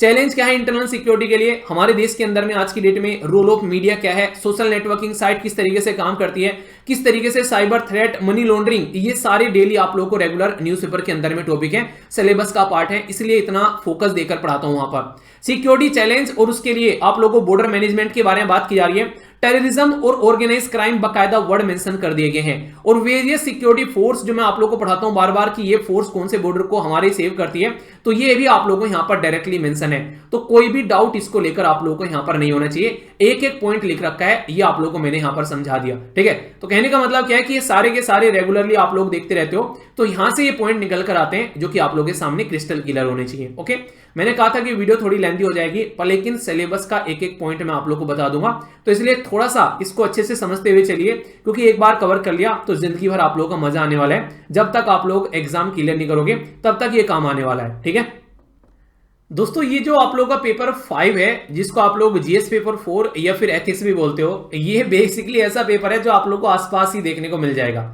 इसलिए यहां पर इन्होंने स्टार्टिंग में सिलेबस को बताने से पहले यूपीएससी ने बाकायदा आप लोगों के लिए यहां पर मेंशन कर दिया है स्टार्टिंग में, अगर आप लोग देखोगे चीजों को, कि this paper with include question जो टेस्ट करते हैं कैंडिडेट का जो एटीट्यूड है, अप्रोच है, इशू रिलेटेड टू, जैसे इंटीग्रिटी हो गया, प्रोबेबिलिटी हो गया, यानी कि ईमानदारी कितनी है पब्लिक लाइफ में। देखो इंसान के बारे में आप लोगों ने ये सुना होगा कि असली इंसान का कैरेक्टर तब पता चलता है जब उसके हाथ में पावर होती है, जब तक पावर नहीं है तब तक कुछ नहीं है। पावर आने के बाद में वो कैसे यूटिलाइज करता है उसको, आईएएस बन गए उसके बाद में क्या आप लोग सोसाइटी के लिए कर रहे हो, तो किस तरीके से आप लोग चीजों को, कॉन्फ्लिक्ट जो हो रहे हैं उनके साथ में डील कर रहे हो, तो ये आप लोगों को सिखाते हैं। इसमें एथिक्स बहुत बड़ी चीज है, ह्यूमन इंटरफेस, इसमें आप लोग किस तरीके से ह्यूमन वैल्यूज है, कहते हैं ना जैसा घर ऐसा ही उसका, जैसा देश वैसा बेस, तो role of family, society, education, ये बातें देखने को मिलेगी। पब्लिक प्राइवेट रिलेशन ये देखने को मिलेगा। तो ह्यूमन जो एक्शन है उसका कहीं ना कहीं पावर उसको दो, तो आप लोग को पता चल जाएगा कि क्या क्या इंपैक्ट देखने को मिलते हैं। तो एथिक्स की अलग अलग डायमेंशन यहां पर समझाने की कोशिश की गई है, ऐसा आप लोग बोल सकते हो, ठीक है। एटीट्यूड कैसे है कि किस तरीके से उसकी चीजें देखने को मिलती है, किस तरीके से उसका बिहेवियर चेंज होता है अगर एक सिचुएशन में डाला जाता है, क्या उसको अगर कोई घूस देगा तो क्या उसकी मोरल वैल्यूज वो साइड में रख देगा, अगर उसको किसी ने 10 रुपए दिए तो नहीं ले रहा हूं भाई साहब, मैं तो एक ईमानदार आदमी हूं, किसी ने 10 करोड़ रुपए दिए तो पिघल गया, उसके लिए 10 रुपए और 10 करोड़ मतलब क्वांटिटी में एक तरीके से मैटर कर रहा है, वरना पिघल जा रहा है, ज्यादा दो तो मैं पिघलू, थोड़े में नहीं पिघलूंगा, तो ये हरकतें नहीं होनी चाहिए। इसीलिए यहां पर एप्टीट्यूड क्या होना चाहिए, फाउंडेशन वैल्यूज क्या है, एक सिविल सर्विसेज के अंदर में क्या क्या इंटीग्रिटी होनी चाहिए, कोई भी भेदभाव नहीं होना चाहिए, डिसीजन मेकिंग कैपेबिलिटी, एम्पैथी होनी चाहिए। सिंपैथी तो आप लोगों ने सुना होगा, नॉर्मली एम्पैथी होता है कि हम लोग उस चीज को भी अंडरस्टैंड कर पा रहे हैं, जो हम लोगों ने नॉर्मली फील किया उसका दर्द सेम फील हम लोग कर पा रहे हैं, ये आप लोग बोल सकते हैं, खासकर सोसाइटी में वीकर सेक्शन। इसीलिए गांधी जी ने भी बोला था कि इस सेक्शन को हम लोग को पीछे छोड़ के नहीं देना है, चलना है, ठीक है। इमोशनल इंटेलिजेंस होना चाहिए, नहीं कोई इमोशन कर बेवकूफ बनाकर चला गया। आप लोग को पता होना चाहिए कि कैसे आप लोग को एडमिनिस्ट्रेशन में अच्छी गवर्नेंस प्रोवाइड कराने के लिए इसका यूटिलाइजेशन करना है, ठीक है। मोरल वैल्यू तो बहुत ही इंपॉर्टेंट है, इसलिए अलग अलग थिंकर के बारे में बात की जाती है, गांधी जी कैसे लेकर चले, रविंद्रनाथ टैगोर जी के बारे में बात की जा रही है। आप लोगों को देखने को मिलेगा यहाँ पर कई सारी इंपॉर्टेंट पर्सनैलिटी, खासकर जैसे सरदार वल्लभ भाई पटेल जी के बारे में आप लोग बात करते हैं, ठीक है। इसी के साथ में भगत सिंह जी के बारे में आप लोग बात करते हैं, तो इनके बारे में भी आप लोगों को बहुत सारी चीजें देखने को मिलती है कि इनके थॉट्स के डिस्कशन किए जाते हैं बाकायदा। इवन लबासना में जब आप लोग जाओगे वहां भी इनके बारे में पढ़ाया जाता है कि एक साइड में पढ़ा लिखा राजा था जिसको आप लोग बोलते हैं बेसिकली मोहम्मद बिन तुगलक, वो बेवकूफ बन गया, उसका एडमिनिस्ट्रेशन फेल हो गया। बिना पढ़ा लिखा राजा था जिसको अकबर बोलते हैं, वो चला के ले गया। तो पढ़ाई भी कई बार मैटर नहीं करती है, कई बार आप लोगों का सोचने समझने का जो तरीका है वो मैटर करता है। मम्मियां ज्यादा पढ़ी लिखी नहीं होती है फिर भी घर चला लेती हैं, तो ये समझ सकते हैं आप लोग यहां पर, ठीक है। स्टेटस और प्रॉब्लम देखने को मिलती है, एथिकल कंसर्न आप लोगों को देखने को मिलता है इंस्टीट्यूशन में, कि कोई भी इंस्टीट्यूशन कितना अच्छा काम करेगा उसमें आप लोगों को अगर एथिकल चीजें अच्छी हैं, उसका लीडर कैसे है, अकाउंटेबिलिटी, एथिकल गवर्नमेंट, ये सारी की सारी आप लोगों की कॉर्पोरेट गवर्नमेंट मोरल वैल्यूज सारी आप लोग आसपास देखोगे सारा सिस्टम वही है जो कि आप लोगों को आसपास दिखाई देता है कि कहीं भी करप्शन को अगर हटा दोगे तो शानदार तरीके से आप लोग काम कर पाओगे। ईमानदारी सर गवर्नेंस के अंदर में, ठीक है, पब्लिक सर्विस के अंदर में ईमानदारी की बात करें, अच्छी गवर्नेंस होनी चाहिए, इसीलिए ईमानदारी के बारे में बात की जा रही है। और वो कब आएगा? जब लोगों को इंफॉर्मेशन मिलेगी, इसलिए राइट टू इंफॉर्मेशन है, इसलिए ट्रांसपेरेंसी है गवर्नमेंट के अंदर में। राइट टू इंफॉर्मेशन एक्ट ही से तो निकल कर आता है, कोड ऑफ एथिक्स कैसे काम करना चाहिए आप लोगों को, code of conduct, citizen charter, ये सारी की सारी जो चीजें हैं बाकायदा इसीलिए रखी गई ताकि करप्शन को मिटाया जा सके और यहां पर पब्लिक फंडिंग का ढंग से यूटिलाइजेशन किया जा सके। और वो तब होगा जब एक ईमानदार इंसान उस पोस्ट पर बैठा होगा। तो इसीलिए यहां पर ये चैप्टर डाल दिए गए हैं। पढ़ाया तो जाता है पर लेकिन ईमानदारी देखने को मिलती नहीं है फिर भी, ठीक है। इसीलिए केस स्टडी आती है आप लोगों के सामने ताकि आप लोग चीजों को हैंडल कर सको कि आपको सिचुएशन दे दी, वो समझना चाह रहे हैं कि सिचुएशन में पढ़ने के बाद में आप लोगों का माइंड कैसे चलना स्टार्ट होता है। इसलिए यूपीएससी आप लोगों को पहले ही परख लेती है भाई साहब, ये चीज आप लोग देखोगे यहां पर। नेक्स्ट पोर्शन आप लोगों का आता है यहां पर, ये है ऑप्शनल सब्जेक्ट का। ऑप्शनल सब्जेक्ट दोस्तों अगर मैं आप लोगों को यहां पर बताऊं तो यहां पर अगर इसका सिलेबस में डिस्कस करने बैठूंगा तो आप लोग यहां पर देख सकते हैं टोटल मिलाकर आप लोगों के सामने 26 ऑप्शनल है। तो 26 ऑप्शनल का अगर मैं सिलेबस डिस्कस करूंगा तो बिल्कुल आप लोग समझ सकते हैं कि 3 दिन तक लगा रहूंगा मैं इसके अंदर में। इसलिए आप लोग का ऑप्शनल सब्जेक्ट क्या है कमेंट बॉक्स में जरूर बताना और अपने अपने ऑप्शनल का जो सिलेबस है वो आप लोगों को यहां पर कवर करना है। और उसमें अगर आप लोगों को कोई भी डाउट आएगा कि सर ये चीज समझ में नहीं आ रही है तो फिर कमेंट बॉक्स में आकर बताना, आगे फिर उससे रिलेटेड मैं वीडियो आप लोगों को बताऊंगा। प्रीलिम्स इसी के साथ में मेंस के अलग अलग पेपर आप लोगों को सारे बता दिए मैंने एक एक कर उसके सिलेबस के बारे में सारी बातें कर दी। अब ऑप्शनल भी इतना ही इंपॉर्टेंट है इसलिए इसको आप लोगों को हल्के में नहीं लेना है, ये बात मैं आप लोगों को बता दे रहा हूं। तो इसको आप लोग जरूर सिस्टमेटिक वे में कवर करिएगा वरना दिक्कत देखने को मिलेगी। कुछ बातें जरूर सुनना, अगर यहां तक आप लोगों ने देख लिया है तो ये बातें आप लोगों के लिए बहुत ही इंपॉर्टेंट है। अगर आप लोगों को समझ में नहीं आता है आप लोगों का टाइम कहां बर्बाद होता है, क्या क्या दिक्कतें देखने को मिलती हैं। एसएलवी प्लानर है, स्टडी लवर वीर के टेलीग्राम पर जाना। एसएलवी प्लानर आप लोगों को ऊपर ही पिन मिल जाएगा, इस पर जाकर जैसे आप लोग पिन पर क्लिक करोगे इसको डाउनलोड कर लेना। इसको आप लोग डाउनलोड करके कम से कम आप लोग 30 पेज निकाल लेना, उनको पिन करना और डेली अपने टाइम को यहां पर भरते हुए चलना। तो इससे आप लोग अपने टाइम को बहुत ही इफेक्टिवली यूटिलाइज कर पाओगे और आप लोगों को देखने को मिलेगा आप लोग की इफिशिएंसी जो है वो बढ़ना स्टार्ट हो जाएगी। आप लोगों को ये पता नहीं चलता टाइम कहां बर्बाद हो जाता है। तो ये आप लोगों का अपने ऊपर नजर रखने का सबसे आसान तरीका आप लोगों को देखने को मिलेगा। बाकी आप में से कौन कौन इसको यूटिलाइज कर रहा है ये भी जरूर बताना। और यूपीएससी की अगर आप लोग तैयारी करना चाहते हैं तो सारे पेड कोर्सेज के बारे में इंफॉर्मेशन आप लोगों को यहां पर मिल जाएगी। एनसीईआरटी का फाउंडेशन कोर्स आप लोगों को देखने को मिल जाएगा, पेड टेस्ट सीरीज आप लोगों को यहां पर मिल जाएगी, प्रैक्टिस क्विज भी है, फ्री प्रैक्टिस सेशन भी आप लोगों को यहां पर देखने को मिल जाएंगे। और अगर आप लोग चाहते हैं कि यार ये पर्टिकुलर जो भी आप लोग बेसिकली पीवाईक्यूज अगर आप लोगों को चाहिए तो सारे पीवाईक्यूज भी यानी कि पुराने क्वेश्चन पेपर यूपीएससी के प्रीलिम्स के आप लोग के जीएस और सीसेट के सारे यहां से जाकर आप लोग डाउनलोड कर सकते हैं। स्टडी लवर वीर के नाम से studyloverveer.in के नाम से वेबसाइट है और इसी नाम से आप लोगों को एप्लीकेशन भी देखने को मिल जाता है जहां पर सारी चीजें सिस्टमेटिक वे में आप लोगों को प्रोवाइड कराई गई हैं। और खुशी की बात यह जब एप्लीकेशन अगर आप लोग डाउनलोड करोगे तो एप्लीकेशन की जो रेटिंग चल रही है ये काफी आप लोग देखने को मिलेगा, यहां पर 4.9 की रेटिंग यहां पर चल रही है। तो मतलब इसका मतलब है कि आप लोगों का जो प्यार है वो आप लोग बनाए रखिए इसी तरीके से। और कोई भी सजेशन होता है तो आप लोग जरूर बताइए और एप्लीकेशन अगर डाउनलोड करते हैं तो रेट जरूर करना। बहुत ही सीरियस कैंडिडेट यहां पर जुड़े हुए हैं जिसकी वजह से यहां पर बहुत ही हजारों लोगों को फायदा हो रहा है, बहुत सारी चीजें आप लोगों को देखने को मिलेगी। तो इसको आप लोग अपनी लाइफ का पार्ट बनाइए, आप लोगों को इस बात की गारंटी देता हूं कि कभी रिग्रेट नहीं करोगे। इतना प्रोडक्टिव आप लोगों को यहां पर इन्वायरमेंट मिलेगा बहुत ही सिस्टमेटिक वे में। तो इसको आप लोग जरूर अपनी लाइफ का पार्ट बनाइए। बाकी फ्री सेशन आप लोग के चल रहे हैं, स्टडी लवर जो एसएलवी आईएएस के नाम से एक दूसरा यूट्यूब चैनल है, वहां पर बाकायदा आप लोग ये फ्री सेशन चलते हैं जिसमें आप लोग की गाइडिंग सेशन भी आते हैं। सी सेट की क्लासेस चल रही हैं आप लोग की प्रैक्टिस की, तो वो भी आप लोग वहां पर देख सकते हैं जिससे कि आप लोग की पढ़ाई और दुरुस्त होगी। तो उसको भी अपनी लाइफ का पार्ट बनाइए जो कि आप लोग के लिए आगे और कुछ वहां पर बहुत ही सारी चीजें और भी देखने को मिलेगी आने वाले टाइम पे। तो मैं आशा करता हूं इस वीडियो ने आप लोग को बहुत कुछ सिखाया होगा, अगर हां तो बताइएगा। और इस वीडियो को क्या रेट करोगे आप लोग ये भी जरूर बताइएगा। एक छोटी सी बात और आप लोगों के सामने, आंसर राइटिंग ग्रुप है यहाँ पर जिसमें डेली आप लोगों को क्वेश्चन पोस्ट किए जाते हैं और इसमें रेगुलरली आप लोगों के लिए मॉडल आंसर भी मिलते हैं हिंदी और इंग्लिश में। इतना कम प्राइस रखा गया है कि 499 लाइफ टाइम के लिए। एक बार अगर आप लोग ज्वाइन कर लोगे तो लाइफ टाइम तक आप लोग यहां पर इसमें आंसर लिख सकते हैं। लाइफ टाइम के लिए मत ज्वाइन करना, बस हाँ ये है कि 2 साल में अपना सिलेक्शन लेकर निकल जाना है, ठीक है। बाकी यहां पर आप लोगों को दूसरों के भी आंसर आप लोग देख सकते हैं, मॉडल आंसर मिलेंगे। इस नंबर पर जाकर आप लोग बोल देना 8076659165 की हमको ज्वाइन करना है। वो प्रोसीजर आप लोगों को बता देंगे आंसर राइटिंग ग्रुप का कि कैसे आप लोगों को इसको ज्वाइन करना है, ठीक है। इस पे पेमेंट नहीं करना है, पेमेंट आप लोगों को इसको स्कैन करके सेंड करना है, या फिर ये पर्टिकुलर आप लोगों को यहां पर यूपीआई आईडी देखने को मिलेगी, इस पे करना है, उसका स्क्रीनशॉट लेकर यहां पर भेजना है। यहां पर ऑलरेडी हजारों कैंडिडेट जुड़े हुए हैं, आप लोगों को यकीन नहीं होगा, इतने कैंडिडेट हैं यहां पर जिसकी कुछ हद नहीं है, वो फायदा उठा रहे हैं सबके सब। आप लोग भी इसका पार्ट बनिए, पर हां फिर से बोलूंगा, पार्ट तभी बनिएगा अगर लाइफ को लेकर सीरियस है या इस एग्जाम को लेकर सीरियस है, वरना पैसे खर्च मत करना, क्योंकि एक एक पैसा जो है वो इंपॉर्टेंट होता है। तो ये चीज आप लोग ध्यान रखिएगा। इवन मैं हमेशा ये बोलता हूं कि कोई कोर्स भी आप लोगों को लेना है, उसमें भी आप लोगों को सेम चीजें फॉलो करनी है, चाहे यहां पर चाहे कहीं पर भी। डेमो लेक्चर देख लो, अगर आप लोगों को सही लग रहा है तो सही है, वरना आप लोग उसका एकदम इमीडिएटली रिफंड लेकर जाना। एसएलवी में ये आप लोगों को फायदा देखने को मिलेगा, 7 दिन की रिफंड पॉलिसी होती है अगर किसी भी कोर्स को आप लोग ज्वाइन करते हो। तो मैं आशा करता हूं आप लोगों को ये वीडियो फायदेमंद लगी होगी। फीडबैक जरूर देना, अगर अच्छी लगी है तो दूसरों तक पहुंचाना, और इसी के साथ में कोई भी डाउट है तो कमेंट बॉक्स में बताना, ताकि आने वाले लेक्चर में वो डाउट भी आप लोग क्लियर कर सकूं। क्योंकि पूरा मकसद यही है पूरा यहां पर कि आप लोग के अंदर माइंड में कोई भी डाउट नहीं रहे इस एग्जाम के प्रिपरेशन को लेकर, और बिल्कुल शाइनिंग कलर में आप लोग सामने निकल कर आओ। तो all the best all of you यार, लव यू, टेक केयर, अपना ध्यान रखिए। बड़ों को नमस्ते, छोटों को प्यार, छोटी सी लाइफ एंजॉय करार। मिलता हूं नेक्स्ट सेक्शन में, तब तक के लिए जय हिंद। और नेक्स्ट वीडियो किस टॉपिक पर चाहिए कमेंट बॉक्स में जरूर बताना। ओके।